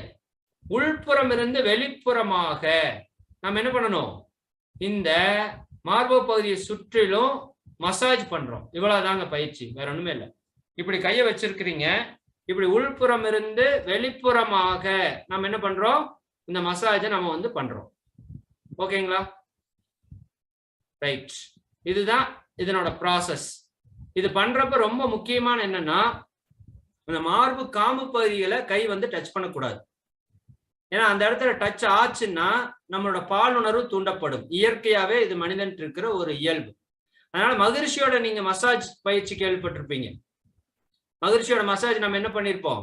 வயிற்றுல தேய்ச்சிட்டு அதுக்கப்புறம் இடது கையை எடுத்து வலது கையை எடுத்து இடது மார்புல வச்சு இந்த மாதிரி தேய்ச்சிருப்போம் இல்லையா? சரிதானுங்களா? இந்த பக்கம் கையை எடுத்து இந்த பக்கம் தேய்ச்சிருப்போம். சேம் அதே மசாஜ் தான். மெத்தட் கொஞ்சம் மாறி இருக்கு, உட்கார்ந்து இருக்கிற முறை, சில பொசிஷன்ஸ் மாறி இருக்கு. இது வந்து ஆப்போசிட்டா தேய்க்கிறப்ப உங்களுக்கு கொஞ்சம் ஈஸியா இருக்கும். இது சேம் சைடு, வலது கைய வலது பக்கம், இடது கைய இடது பக்கம், இந்த பக்கம் வெளிப்புறமா வந்து உள்புறமா வரணும். சரிங்களா? விரிஞ்சு இப்படி வெளியே வரணும்னு புரிஞ்சுக்கோங்க. இன்னொன்னு ஈஸியா புரியணும்னா, இப்ப வாட்ச் மாட்டி இருக்கீங்க, ஒரு வாட்ச் இருக்குன்னு வச்சுக்கோங்க. வாட்ச் இப்ப உங்களுக்கு ஆப்போசிட்டா இருக்கு. வாட்ச் எப்படி ஓடும்? இப்படி ஓடுமா? 12 மணி 1 2 3 4 ஓடுமா? இந்த இடது பக்கம் இருக்கிற கைய வாட்ச் ஓடுற சைடு தேய்க்கணும். வலது பக்கம் இருக்கிற கைய வாட்சுக்கு ஆப்போசிட்டா தேய்க்கணும். ஆன்டி கிளாக் வைஸ் அல்லது கவுண்டர் கிளாக் வைஸ் சொல்றோமா? இது வந்து கிளாக் வைஸ், இது வந்து ஆன்டி கிளாக் வைஸ். சரிதானுங்களா? இந்த மாதிரி நாம இதைய செய்யணும். புரியுதா இல்லைங்களா? சார் 2 கையிலையும் எடுத்தோனையும் செஞ்சீங்கன்னா கொஞ்சம் கை வலிக்கிற மாதிரி இருக்கும். எடுத்தோன்னையும் அதிக முறை செய்ய வேண்டாம். அது எத்தனை முறை செய்யணும்னு நான் சொல்றேன். கை வலிக்கிற மாதிரி இருந்தா தனித்தனியா கூட நீங்க என்ன பண்ணிக்கலாம், ஒவ்வொரு கைக்காவும் நீங்க இதை செய்து கொள்ளலாம் அப்படிங்கிறது அவங்களோட கான்செப்ட். ஓகேங்களா, கிளியரா? சரி, இந்த பயிற்சியை எந்த கால் வேணா வச்சுக்கலாம், உங்களுக்கு எப்படி கம்ஃபர்டபுளா அப்படி உட்கார்ந்துக்கோங்க. இதுதான் பிராக்டிஸ். இதுக்குள்ள அபரிமிதமான மாற்றம் நடக்கும். இது ஏதாவது செய்யறது சின்னதா இருக்கிறங்காட்டி நீங்க என்ன பண்ணிட வேண்டாம், ஓ இவ்வளவுதானா தம்பி அப்படின்னு நீங்க சிம்பிளா எடுத்துக்க வேணாங்கிறது என்னோட தாழ்மையான வேண்டுகோள். சரி, இதுல இன்னும் சில விஷயம் இருக்கு, அதை சொல்லிடுவோம். பயிற்சி செய்யறப்ப எந்த யோக பயிற்சி செய்தாலும் உங்களோட வயிறு எப்படி இருக்கணும், எம்டியா இருக்கணும், வயிறு காலியா இருக்கணும். அப்ப காலையில் இந்த பயிற்சி எப்ப செய்யலாம், காலையில் எழுந்த உடனேயும் பிரஷ் பண்ணிட்டு, சரிங்களா, குளிக்கிறப்ப செய்யறனாலும் செய்யலாம். ஏன்னா இந்த பயிற்சியை பொறுத்த வரைக்கும் உடம்புல நேரடியா செய்யறது மிக மிக சிறப்பு. நம்ம மசாஜே பாத்தீங்கன்னா மகரிஷி அக்கு பிரஷர்ல மசாஜ் கொடுக்கறப்பவே பொதுவான இடங்கள்ல துணி மேல செய்யுங்கன்னு சொல்லுவாங்க. தனியா நீங்க வீட்டுல பண்றீங்க உடற்பயிற்சி அக்கு பிரஷர் மசாஜ் பண்றீங்கன்னா உங்க உடம்புல டைரக்டா கைப்படணும். அப்ப இந்த காந்த சக்தி உங்க உடம்புல கைக்கு பெரிய பவர் இருக்கு. நம்மளோட பஞ்சபூத சக்தி வெளிப்படுற இடம் கைதான், சரிங்களா? அப்ப இந்த கையில நல்லா எனர்ஜி வெளியே போகும். நீங்க நல்லா உணர்ந்து செய்யணும்னு சொல்லுவாங்க. பொது இடங்கள்ல துணி மேல செஞ்சுக்கலாம், தனிப்பட்ட இடங்கள்ல நீங்க என்ன பண்ணலாம், உடல்ல நேரடியா படுற மாதிரி செய்யணும். அதே போல இதற்கும் அதே தான் கண்டிஷன். தனிப்பட்ட இடங்கள்ல நம்ம செய்யறப்ப, வீட்டுல நீங்க செய்யறப்ப இது என்ன பண்ணலாம், நாம நேரடியா உடல்ல படுற மாதிரி செய்யலாம். அது நல்ல பலனை கொடுக்கும். சரி, துணியை வச்சுட்டும் செய்யலாம், தவறு இல்லை.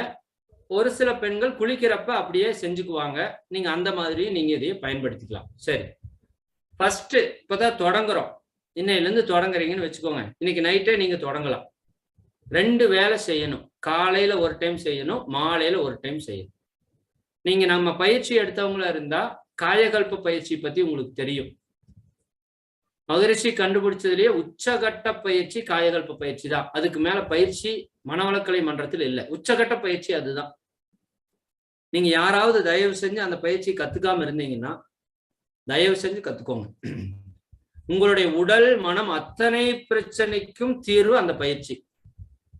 இந்த மான் பயிற்சி கூட சில மன்றங்கள்ல பழைய ஆசிரியர் இருந்தா சொல்லி கொடுப்பாங்க. நேரடியா நீங்க போய் கத்துக்கிட்டா இன்னும் ரொம்ப நல்லது. ஆமா, இது ரொம்ப முக்கியமான பாயிண்ட். பெண் பேராசிரியர்கள், பழைய பேராசிரியர் இருப்பாங்க. ஏன் புதுசா இருக்கிறவங்களுக்கு கூட நிறைய பேர் அதை தெரிஞ்சு வச்சிருப்பாங்க மன்றங்கள்ல. நீங்க மன்றங்கள்ல போய் நேரடியா ஒரு முறை கத்துக்கிட்டாலும் கத்துக்கலாம். இது நீங்க நல்லா தெரிஞ்சுட்டு தயவு செஞ்சு சொல்றேன், உங்களுக்கு தெரிஞ்ச ஒரு 100 பேருக்காவது சொல்லி கொடுங்க. இப்போ இங்க எவ்வளவு, 500 பேர் இருக்கீங்களா? எவ்வளவு பேர் இருக்கீங்க?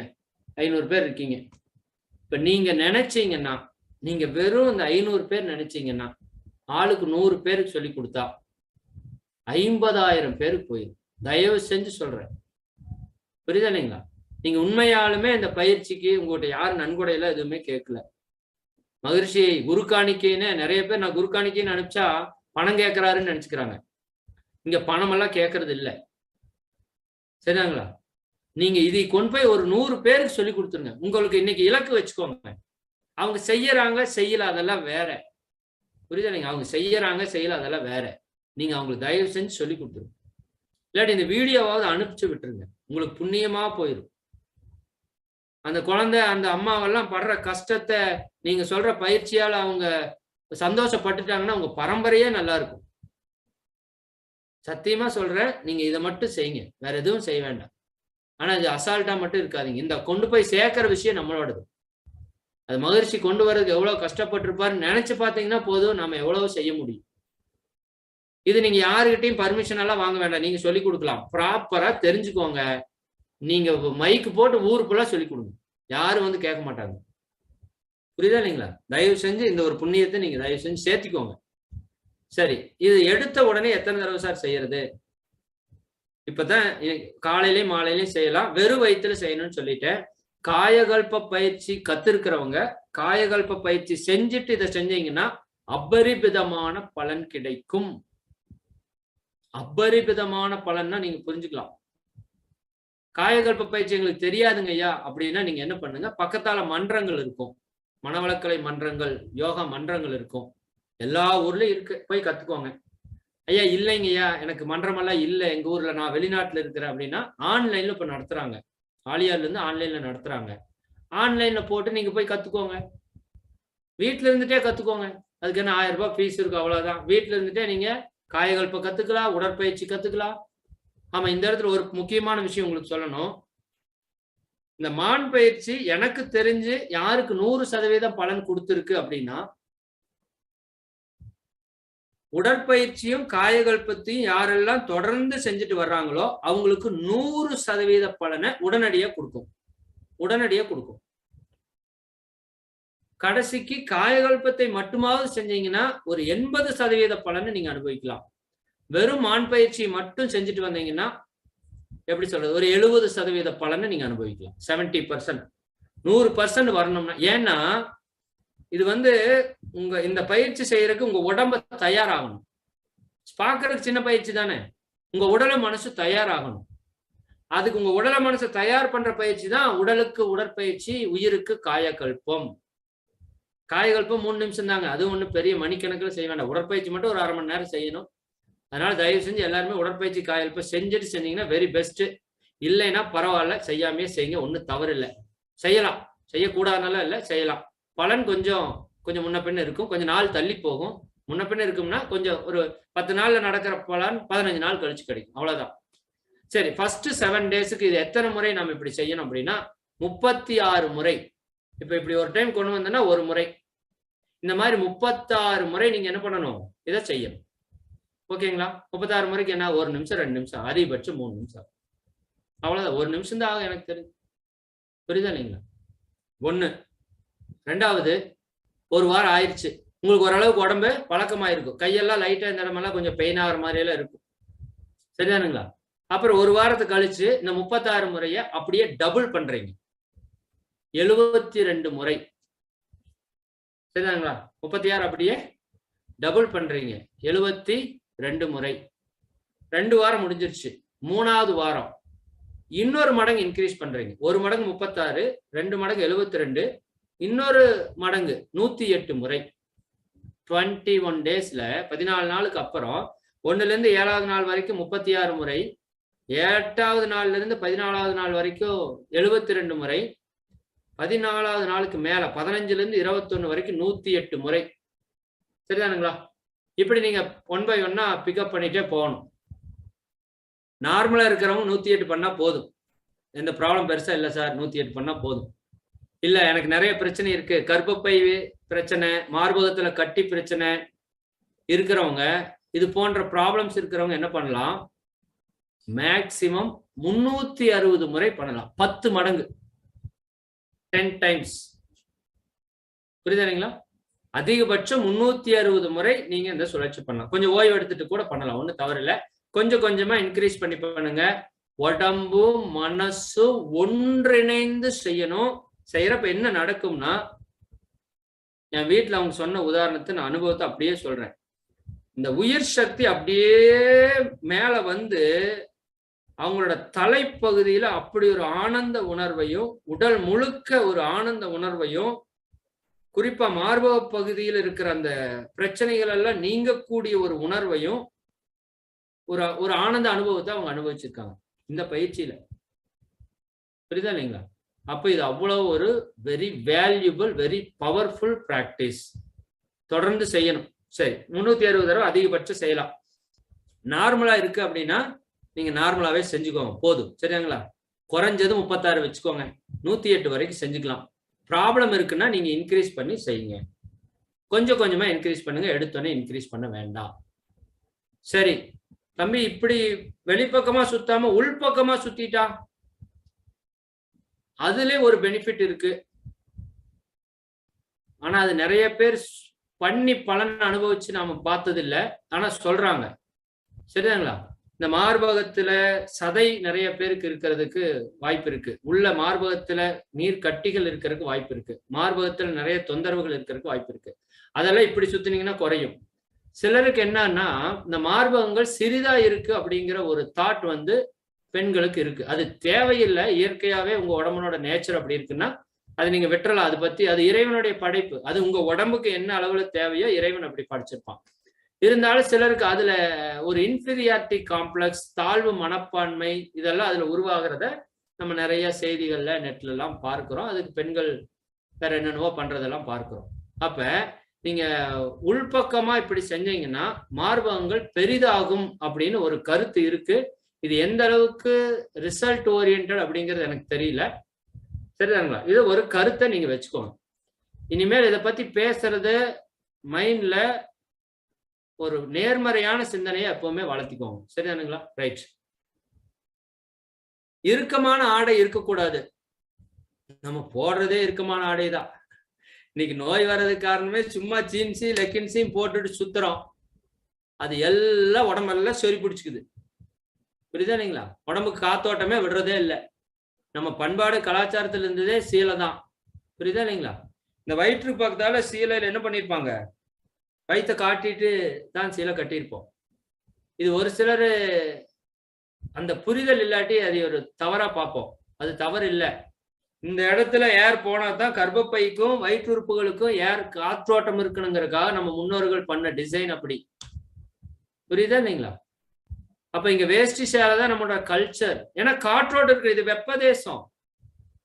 இங்க காற்று போகாம பண்ணீங்கன்னா உடம்புல பல நோய்கள் வரும். தயவு செஞ்சு லெக்கின்ஸை விட்டுருங்க. இல்லாட்டி உங்களை கடவுளாலையும் காப்பாற்ற முடியாது. எல்லா நோயும் வரும் உங்க உடம்புல. உங்க தோலை நீங்க அப்படியே தலைவாணி வச்சு அழுத்துற மாதிரி, உங்க மூக்குல தலைவாணி வச்சு அழுத்தனை நீங்க எப்படி ஃபீல் பண்ணுவீங்க? அதே விஷயம் தான் உங்க தோலுக்கு லெகின்ஸ் போட்டீங்கன்னா அது மூச்சு வர்றதுக்கு திணறும். தோலுக்கும் உங்க நுரையீரலுக்கும் தொடர்பு இருக்கு. தோல் போச்சு, நுரையீரல் போச்சு. அதான் அது வேற டைம் ஆயிட்டே இருக்கு. அதிக நேரம் எடுத்துட்டு இருக்கேன். சரி, இது முடிச்சாகணும், வேற வழி இல்லை. சரி, அவ்வளவுதான். உடம்பு தளர்வான ஆடை இருக்கணும். சரிதானுங்களா? சரி, எப்ப செய்யக்கூடாது? இது வெரி வெரி இம்பார்ட்டன்ட். குழந்தை கர்ப்பம் தரிச்சிருக்குன்னு தெரிஞ்சா கம்பல்சரி தெரியக்கூடாது, செய்யக்கூடாது. சரிங்களா? குழந்தை கரு உருவாயிருக்குன்னு தெரிஞ்சா இந்த பயிற்சியை செய்யக்கூடாது. இப்படி வச்சு சொல்லிடுறேன். கர்ப்பம் தரிச்சிருக்குன்னு கன்ஃபார்ம் பண்ணீங்கன்னா கண்டிப்பா இந்த பயிற்சியை செய்யக்கூடாது. ஓகேங்களா? அதே மாதிரி எப்ப செய்யலாம்? குழந்தையெல்லாம் பிறந்து தாய்ப்பால் கொடுப்பாங்க. தாய்ப்பால் கொடுத்ததெல்லாம் முடிச்சதுக்கு அப்புறம் தான் பயிற்சி தொடங்கணும். தாய்ப்பால் கொடுக்கறப்ப இந்த பயிற்சியை செய்யக்கூடாது. தாய்ப்பால் கொடுக்கறப்ப இந்த பயிற்சியை செய்யக்கூடாது. ரிவர்ஸ் ப்ராசஸ் ஆயிரும். தாய்ப்பால் நிறுத்தினதுக்கு அப்புறம் தான் கொடுக்கணும். உடல் நலம் இல்லாத போது செய்யக்கூடாது. இது நம்ம என்ன பண்றோம்? உடம்புக்கு பூஸ்டப் கொடுக்குறோம். முதல்லயே உடம்பு சரியில்லைன்னா எந்த பயிற்சியுமே செய்யக்கூடாது. நல்லா புரிஞ்சுக்கோங்க. உடம்பு சரியில்லைன்னா எந்த பயிற்சியுமே செய்யக்கூடாது. நீங்க அமைதியா ஓய்வு எடுக்கணும், ரிலாக்ஸேஷன் பண்ணணும். முடிஞ்சதுன்னா அக்கு பிரஷர் பண்ணிக்கலாம். பண்ணிட்டு நல்லா ஓய்வு எடுக்கணும். வேற எந்த பயிற்சியும் செய்யக்கூடாது. இந்த பயிற்சி அப்படிதான். உடல் நலம் இல்லாதப்ப செய்யக்கூடாது. இதை செஞ்சு உடல் நலம் வருமானு தயவு செஞ்சு செஞ்சிடாதீங்க, வராது. மாதவிடாய் காலங்கள்லையும் செய்ய வேண்டாம். ஆனா சிலருக்கு சொல்ற விதிவிலக்கு அதுல 1-2 இருக்கு. சிலருக்கு மென்சஸ் டைம்ல செஞ்சு மாற்றம் வந்திருக்கு. அது லட்சத்துல 1. அதை பத்தி நீங்க இது பண்ண வேண்டாம். மாதவிடாய் காலங்கள்ல தவிர்த்துருங்க. அப்போ உங்களுக்கு என்ன தேவைன்னா ஓய்வு தான் தேவை. சரிதானுங்களா? சரி, மார்பகங்களை நீக்கியிருப்பாங்க, கர்ப்பப்பைய ரிமூவ் பண்ணிருப்பீங்க, மெனோபாஸ் டைம் ஆயிருக்கும். அவங்க செய்யலாமா சார்? செய்யலாம் சார். மார்பகங்கள் இல்ல இருந்தாலும் அது வேலை செய்யும். சரிங்களா? உள்ள உயிர் ஓட்டம்னு ஒரு சக்தி இருக்கு. நம்ம உடலையும் கடந்து உயிர் ஜீவகாந்தம்னு பல சக்திகள் இருக்கு. அதுக்குள்ள அது வேலை செய்யும். மார்பகத்தை ரிமூவ் பண்ணா பல பிரச்சனைகள் உங்களுக்கு வரும். அது எல்லாத்தையும் இந்த பயிற்சி சீரமைச்சிரும். செய்யலாம், செய்ய சொல்லுங்க. கர்ப்பப்பை ரிமூவ் பண்ண செய்யலாமா? செய்யலாம். அதே போல மாதவிடாய் நின்றுச்சு, மெனோபாஸ் டைம் கடந்துட்டாங்க, அவங்க செய்யலாமா? செய்யலாம். எப்ப தொடங்கலாம்? ஏஜ் அட்டன் பண்ணி 6 மாசத்துல நீங்க தொடங்கலாம். காயகல்பம் அதே மாதிரிதான். ஒரு பெண் குழந்தை ஏஜ் அட்டன் பண்ணிடுச்சு, ஒரு பையன் மெச்சூர் ஆயிட்டான்னா ஒரு 6 மாச கேப், அது வரைக்கும் செய்யக்கூடாது. அதுக்கப்புறம் நீங்க செய்யலாம். எப்போ வரைக்கும் சார் செய்யலாம்? டிக்கெட் கொடுக்கற வரைக்கும் செய்யலாம். செஞ்சுட்டு இருந்தா சீக்கிரம் டிக்கெட் கொடுக்க மாட்டான். சரிதானுங்களா? போற வரைக்கும் செய்யலாம். டைம் எல்லாம் கிடையாது, நீங்க செஞ்சுட்டே இருக்கலாம், லைஃப் லாங் செய்யலாம். சரிங்களா? ஓகே, போதுமா? வேற ஏதாவது சொல்லணுமா? சரி, நீ காலம் கருதி இது வேற தைராய்டுக்கு வேற நம்ம ஒரு பயிற்சி சொல்றோம். நான் தைராய்டுக்கான பயிற்சி நான் உங்களுக்கு சொல்லி கொடுத்துட்றேன். அதனோட விளக்கம் எல்லாம் நம்ம அடுத்த தடவை பார்த்துக்கலாம். சரிங்களா? காலம் கருதி. ஏன்னா அப்புறம் அதை நம்பி வந்தவங்க எதிர்பார்த்துல ஏமாற்றத்துல போயிடக்கூடாது. தைராய்டு பயிற்சி இதை விட ஈஸி. சரிங்களா? இப்ப இதுல பயிற்சியில உங்களுக்கு கிளியர் தானே? ஏதாவது டவுட் இருந்தா நீங்க பின்னாடி கேட்டுக்கோங்க.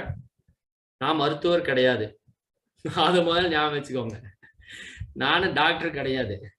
உங்களுக்கு ஏதாவது டவுட் வரும்னா நீங்க ஆலியார்ல பக்கத்தால மாரியம்மாள் அம்மா இருக்காங்க, அவங்க தான் புக்கே போட்டிருக்காங்க. அவங்க மகரிஷி கூட 7 வருஷம் கூடவே இருந்த ஒரு தெய்வம். அவங்ககிட்ட நீங்க கேட்டுக்கலாம். இன்னும் பழைய பேராசிரியர் நிறைய இருக்காங்க, அவங்ககிட்ட கேட்டுக்கலாம். அதனால அந்த வாய்ப்பை நீங்க அப்படி பயன்படுத்திக்கோங்க. சரிதானுங்களா? மன்றத்துல போய் நேரடியாக கத்துக்கிறது ரொம்ப ரொம்ப நல்லது.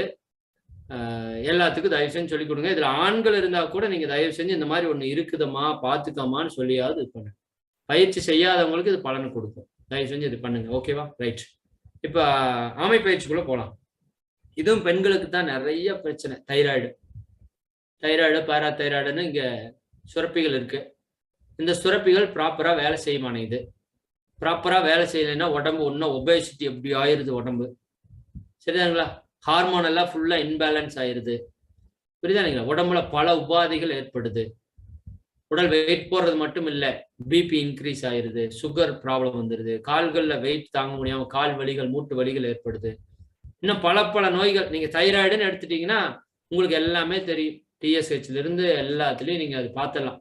எத்தனை நோய், தைராய்டு குறைஞ்சா என்னென்ன நோய் வரும், தைராய்டு எச்சானா என்னென்ன நோய் வரும். சரிங்களா? இது எதுல இருந்து கண்டுபிடிச்சிருக்காங்கன்னா ஆமையில இருந்து கண்டுபிடிச்சிருக்காங்க. ஆமைக்கு என்ன ஒரு பெரிய ஸ்பெஷாலிட்டி? ஆமை பார்த்துருக்கீங்களா நீங்க? ஆமை இப்படி இருக்கும், தலை இங்க நீட்டிட்டு இருக்கும். பார்த்துருக்கீங்களா? தலை என்ன எவ்வளவு தூரத்துக்கு நீட்டுன்னு தெரியுமா உங்களுக்கு? தெரியாதுங்களா? அதனோட உடம்புல பாதிக்கு மேல நீட்டும். இப்போ உடம்பு ஒரு ஆமை ஒரு 2 அடி இருக்குன்னு வச்சுக்கோங்க, தலை 1 அடி 1.5 அடிக்கு வெளியே நீட்டும். புரியுதா நீங்க? அப்ப கழுத்து என்ன பண்ணுது? எக்ஸ்டெண்ட் பண்ணி இழுக்கும். ஆமைக்குள்ள நிறைய சூட்சமும் இருக்கு. நம்ம இந்த ஒரு பயிற்சி மட்டும் எடுத்துக்கிறோம். சரி, எப்படிப்பா செய்யணும் பயிற்சி? தெரியுதா உங்களுக்கு? போட்டோ கரெக்டா தெரியுதா? இதுக்கு ஃபேஸ் தெரியணும், அதனால லைட்டா. ஓகே, கரெக்டா இருக்குன்னு நினைக்கிறேன். ரைட். கைகளை கோர்த்து வச்சுக்கணும். சரிதாங்களா? கைகளை கோர்த்து மடி மேல வச்சுக்கோங்க. சும்மா நார்மலா உட்காந்துக்கோங்க. சமணங்கால் போட்டு உட்காந்துக்குங்க. கைகளை கோர்த்து மடி மேல வச்சுக்கோங்க. சரிதானுங்களா? என்ன பண்ணணும்? மூலபந்தம் பண்ணிக்கணும். மூலபந்தம்னு நான் சொல்லிட்டேன்ல, மோஷன் போற உறுப்பு மோஷன் வர்றப்ப என்ன பண்ணிக்கணும்? டைட் பண்ணி பிடிச்சா என்ன பண்ணுவீங்க? அதுதான் மூலபந்தம். ஒரே நிமிஷம்.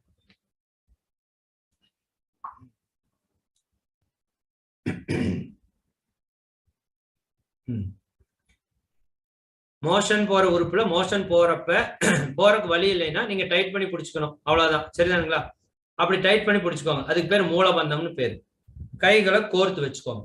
கோர்த்து மடி மேல வச்சுக்கோங்க. சரிதானுங்களா? தாடைய கீழே வச்சுக்கணும். தாடைய கீழே வச்சுக்கணும். பொறுமையா இருங்க, செய்யவெல்லாம் வேண்டாம், கவனிங்க. நீங்க அப்புறம் வீடியோ பார்த்து செஞ்சுக்கலாம். சரிதானுங்களா? மூலபந்தம் பண்ணி இருக்கிறோம். ஆனஸ் மசில்ஸை மோஷன் போற துவாரத்தை இறுக்கி பிடிச்சிருக்கிறோம். கைகளை கோர்த்து வச்சிருக்கிறோம். தலைய கீழே வச்சிருக்கிறோம். சரிதானுங்களா? இப்ப என்ன பண்றோம்? மூச்சை இழுக்கிறோம். மூக்குல மூச்சை இழுக்கிறப்ப இந்த கை இருக்கு இல்லையா, தோள்பட்டை அண்ட் இந்த கை ரெண்டு அப்படியே மேல வந்து இந்த கழுத்தை இந்த இடத்துல அமுத்தி பிடிக்கணும். ஓகேங்களா? ஒரு டைம் புரியுதா? இப்படி இருக்கிறேன், மூலபந்தம் பண்ணியிருக்கேன், மூக்குல மூச்சை உரியிறேன், கை இங்க வரைக்கும் வரணும், செஸ்ட் வரைக்கும் வரணும். சரிங்களா? இந்த 2 பகுதி கழுத்தை அழுத்தி பிடிச்சிருக்கணும். ரைட். இப்ப ரிலாக்ஸ் பண்ற, விடுறப்ப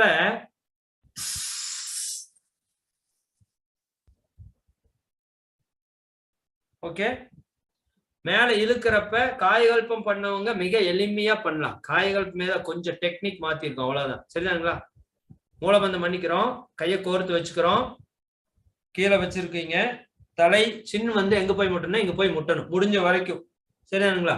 ரொம்ப இங்கெல்லாம் வலி வராம பாத்துக்குங்க. இங்க போய் முட்டுற அளவுக்கு வச்சுக்கோங்க. சரியானுங்களா?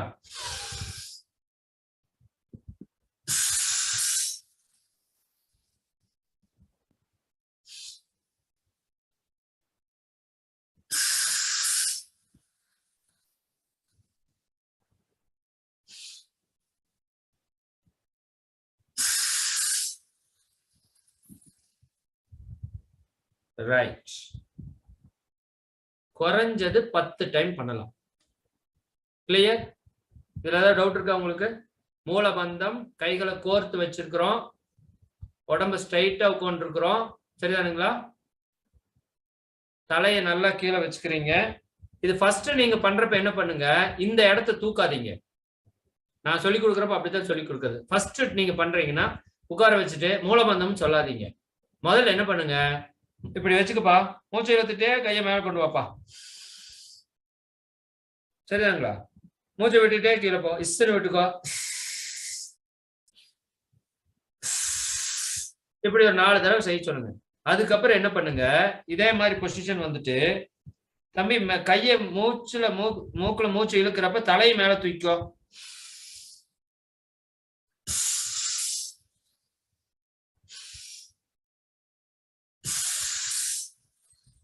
இப்ப செட் ஆயிரும்.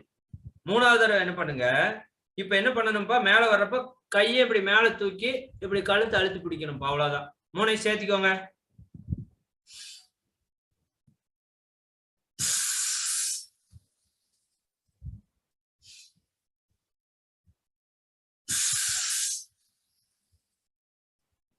ஓகே. ஃபைனலா நல்லா மூலபந்தம் பண்ணிக்கப்பா. ஆனஸ் மசில்ஸ் சுருக்கி பிடிச்சுக்கோ, கைகளை கோர்த்துக்கோ, தலை கீழே வச்சுக்கோ, மூக்குல மூச்சு உறிஞ்சு தலை ஷோல்டர் மேல போகணும். ஓகே. Simple simple practice. பாக்குறதுக்கு உங்களுக்கு 2-3 டைம் பண்ற மாதிரி இருக்கும். ஒரே நாள்ல வந்துடும். ஒன்னும் பெரிய சிரமம் ரிஸ்க் எல்லாம் ஒண்ணுமே கிடையாது. புரியுதானுங்களா? அதனால இது தொடர்ந்து பண்ணிட்டு வாங்க. இது வந்து மெடிடேஷன் செட் ஆகலன்னு சொல்றீங்கல்ல, அவங்களுக்கு இது ஹார்மோனை வந்து பேலன்ஸ் பண்ணி கொடுக்கும் இந்த பிராக்டிஸ். குறிப்பா தைராய்டு பிரச்சனைக்கு ஒரு வரப்பிரசாதம், பெண்களுக்கு இருக்கிற எல்லா பிரச்சனைக்கும் ஒரு வரப்பிரசாதம் மான் பயிற்சி. இதுக்கு எத்தனை நேரம் ஆயிரும் நீங்களே சொல்லுங்க, எவ்வளவு நேரம் ஆகும்? அதிகபட்சம் 5 நிமிஷம் ஆகுமா? 5 நிமிஷம் கூட நீங்க செய்ய தேவையில்லை. ஆனா ரெகுலரா நீங்க இதை பண்றதுக்கு ஆரம்பிச்சுட்டா உங்க லைஃப்ல என்ன சொல்றது, ஒரு மிகப்பெரிய மாற்றத்தை நீங்க ஏற்படுத்துறதுக்கு நீங்க தயாராயிருவீங்க. ஓகேங்களா? ரைட். ரொம்ப மகிழ்ச்சி. முதல்ல இவ்வளவு பேர் வந்ததுக்கு ரொம்ப ரொம்ப ரொம்ப ரொம்ப நன்றி. உடம்பு பிரச்சனைன்னு போட்டாதான் வர்றீங்க. நல்லா புரிஞ்சுக்கோங்க, உங்க உடம்புல இருக்கிற எல்லா பிரச்சனைக்கும் காரணம் உங்க மனசுதான். உங்க மனசுதான். உங்க மனதில் இருக்கிற கோபமோ, கவலையோ, வருத்தமோ, பயமோ, வெறுப்போ, எதிர்பார்ப்போ, ஏக்கமோ சரி ஆகாம உங்க உடம்புல எந்த நோய் சரியாகாது. நான் இப்ப சொல்றேன், மனசுல வச்சுக்கோங்க. இந்த ஆன்மீகம்ங்கிறது, யோகம்ங்கிறது உடலுக்கான ட்ரீட்மெண்ட் கொடுக்கறது அல்ல, உங்க மனதுக்கான ட்ரீட்மெண்ட் கொடுக்கறது. எப்பவுமே நீங்க சந்தோஷமா இருக்கிறதுக்கான ஒரு சூழலை உருவாக்குறது, எப்பவுமே உங்களை மகிழ்ச்சியா ஆனந்தமா வச்சுக்கிறது. அப்ப உடம்புல நோய் தீர்வுனா வர்றீங்க. மற்ற நாட்கள் எல்லாம் நாங்க எதை சொல்லி கொடுக்குறோம், உங்க மனதில் இருக்கிற பிரச்சனையை தீர்க்கிறது எப்படி. சரியாங்களா? இப்ப இந்த மான் பயிற்சி பற்றி ஒரு அறிவை நீங்க பெற்றுக்கொண்டீங்க. புரியுதுங்களா? நம்ம வாழ்க்கையை பற்றிய அறிவை எப்படி பெறுறது? இன்னும் ஆழமா பெறணும். நாம ஏதோ சும்மா போய் ஒரு 4 நாள் பயிற்சி அட்டன் பண்ணிட்டு வந்துட்டு எனக்கு எல்லாம் தெரியும்னு சொன்னோம்னா நம்மள மாதிரி ஒரு ஏமாளி யாருமே இல்லை. மகரிஷி சொல்லி கொடுத்தது அறிமுக பயிற்சி 24 மணி நேரம், அகத்தாய்வு 12 மணி நேரம், 4 அகத்தாய்வுனா 48 மணி நேரம். சரிதாங்களா? அப்ப 48 மணி நேரம் கூட ஒரு 24 மணி நேரம், 72 மணி நேரம் பிரம்மஞான பயிற்சி போனீங்கன்னா 3 நாள் ஒரு 72 மணி நேரம், 144 மணி நேரம் மனவளக்கலை முடிஞ்சுதா? சொல்லுங்க, முடிஞ்சுதா? 144 மணி நேரத்துல மனவளக்கலை முடிஞ்சுதா? சொல்லுங்க. சரிதானுங்களா? அது அப்படி முடியல. அப்ப அந்த பயிற்சிகளை எல்லாம் பெற்றுக்கொண்டு ஏன் நாம் இன்னும் சந்தோஷமா இல்லை? ஏன்னா பயிற்சியில் இன்னும் நமக்கு தெளிவு இல்லை.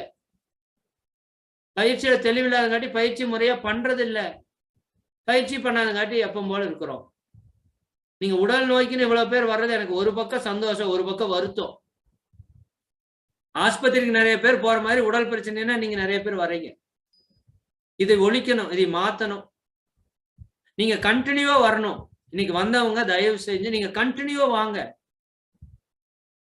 சரிங்களா? அறிவை வளர்த்து கொள்ளுங்க. உங்க உடலை பற்றி, உங்க மனதை பற்றி, உங்க உயிரை பற்றி, அறிவை பற்றி, ஆன்மாவை பற்றி. இன்னும் நம்ம தெரிஞ்சுக்க வேண்டிய பொக்கிஷம் எவ்வளவோ இருக்கு. கற்றது கைமண் அளவு, கல்லாதது உலக அளவு இருக்கு. டெய்லி 6 to 7 வாங்க. அருமையா நிறைய ஆசிரியர்கள் தத்துவத்தை போதிக்கிறாங்க. கத்துக்கோங்க. வாழ்க்கைய செம்மையா வாழுங்க. ஒரே வாழ்க்கை தானுங்க. சொல்லுங்க. ஒரே வாழ்க்கை தான். இன்னொரு வாழ்க்கையெல்லாம் வராது. புரியுதுங்களா? இருக்கிற வரைக்கும் சந்தோஷமா என்ஜாய் பண்ணிட்டு போகணும். அதுக்கு முதல்ல தெரியணும்ல. உங்க உடம்பு மனசு நல்லா வச்சுக்க தெரியணும்ல. அதனால உடல் நலத்துக்கு முக்கியத்துவம் கொடுக்குற நீங்க மனதுக்கு ரொம்ப ரொம்ப முக்கியத்துவம் கொடுங்க தயவு செய்து. சரிங்களா? அதற்கான பயிற்சிகள் தொடர்ந்து நடத்துறோம். சில அறிவிப்புகள் மட்டும் நான் சொல்லிட்டு நான் நிறைவு செய்யறேன். அதுக்கு முன்னாடி உங்க எல்லாரையும் வாழ்த்திடுறேன். இன்றைய தினம் இந்த சிறப்பு நிகழ்ச்சிக்கு வருகை புரிந்த நீங்கள் அனைவரும், அதுல ரொம்ப முக்கியமா இந்த நிகழ்ச்சிக்காக நிறைய சர்வீஸ் பண்ணியிருப்பாங்க அன்பர்கள். நிறைய வாட்ஸ்அப்ல, ஃபேஸ்புக்ல எல்லாம் ஷேர் பண்ணியிருப்பாங்க, கூப்பிட்டு சொல்லியிருப்பாங்க, கடுமையான உழைப்பு உழைச்சிருப்பாங்க. அவங்க எல்லாருக்கும் இந்த நேரத்துல அருட்பேராற்றல் கருணையினால் நீங்களும் உங்கள் அன்பு குடும்பமும் உடல் நலம், நீலாயுள், நிறை செல்வம், உயர்ப்புகள், மெஞ்ஞானம் ஓங்கி இறையுணர்வு, அறநெறி, கல்வி, தனம், தானியம், இளமை, வலிவு, துணிவு, நன்மக்கட்பேறு, அறிவிலுயர்ந்தோர் நட்பு, அன்புடைமை, அகத்தவம், அழகு, புகழ், மனித மதிப்புணர்ந்து ஒழுகும் பண்பு, பொறையுடைமை எனும் பேறு 16 பெற்று பெருவாழ்வு வாழ்க. வாழ்க வளமுடன், வாழ்க வளமுடன், வாழ்க வளமுடன். அனைவருக்கும் நன்றி. வாழ்க வளமுடன்.